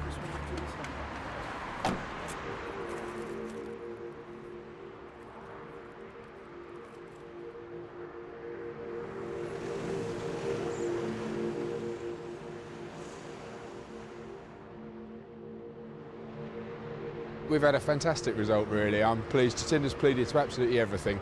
I know he's guilty, he knows he's guilty, he's finally done a decent thing and admitted it. There is a real sense of satisfaction of actually seeing Jatinder stand in the dock in the court and finally admit his guilt. You know, he has done all of this stuff wrong, he's lived a good life out of it, he's made an enormous amount of money. Hugely satisfying, but still a lot of work to do. The officers still have the painstaking job of preparing for a trial. It will be for a jury to decide whether Raki and Neelam helped Sharma to perpetrate Britain's biggest visa scam. Coming up, things get desperate for the Pakistani student at Heathrow. Please help me. I can't do anything, sir, okay? The rules are there for a reason. And the verdict is in for the Sharmas.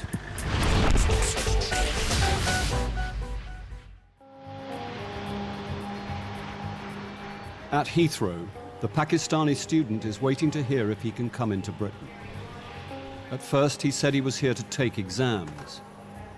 Now he's accused his college of being bogus and claims his intention is to find a new college. Officer Lee refers the case to Chief Immigration Officer Sarah Dyson. He can't explain why in the 6 months that he was here before going to Pakistan, he has made no serious attempt to re-enroll or to find another college. Well, I mean, I think just by doing that impacts on his credibility, doesn't it? And whilst he says, no, this college are just taking money off me, they've never provided me with any lessons, I don't think that's a good enough argument. No. And that shows that he's not a genuine student who's committed to studying in the UK. And also he lied. As soon as he got to the desk out there, he gave a complete rubbish story, Just didn't to secure he? his entry. To secure his entry. So you have to question his intentions, don't you? Hey, sir, I need to have a chat with you, okay? Come with me. Okay, my Chief Immigration Officer has decided that we are going to cancel your visa.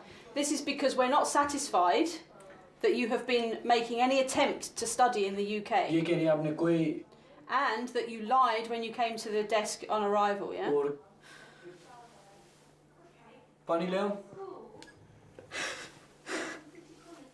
मेरे साथ पहले धोखा हुआ है.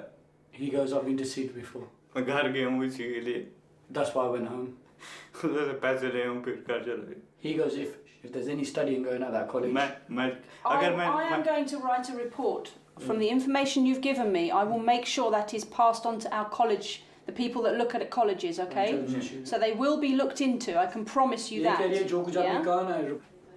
Please help me. I can't do anything, sir, okay? The rules are there for a reason. I can't just permit you to come into the UK as a student because you're not a student. You never have been. You must understand the reason why we have to enforce the rules. It's hard to say whether he's been a victim or not, from the fact that he maintained throughout the interview that he'd paid money in good faith and had not received what he'd paid for, that he may well have been a victim. The minute we then contact the college concerned, it could be that they didn't want us investigating them, so they've denied all knowledge of him. Who's to say who's telling the truth and who isn't? It's just the bare facts are that he didn't study when he was given a visa to study. That's why it's been cancelled. The passenger was detained overnight and put on a flight back to Pakistan the next day. Officer Lee handed the information about the suspected bogus college over to colleagues in the investigation team.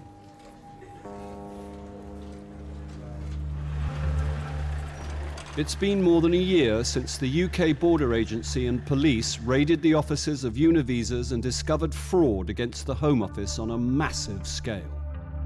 Company boss Jatinder Sharma has already pleaded guilty. Well, Alice, one of the many striking things about this case is the arrogance of the man who ran the scam. He was so confident he could get you into this country illegally. He offered clients a no-win, no-fee option. Today, after a 4-week trial, the jury is expected to deliver their verdict on Sharma's wives, Neelam and Raki. Raki, she's offered a number of defences. You know, if one fails, we'll try the other. If that fails, we'll try the other. First of all, I didn't know anything about anything. But then, if I did know, or if the jury believe I did know about it, then I'm going to offer a defence of marital coercion.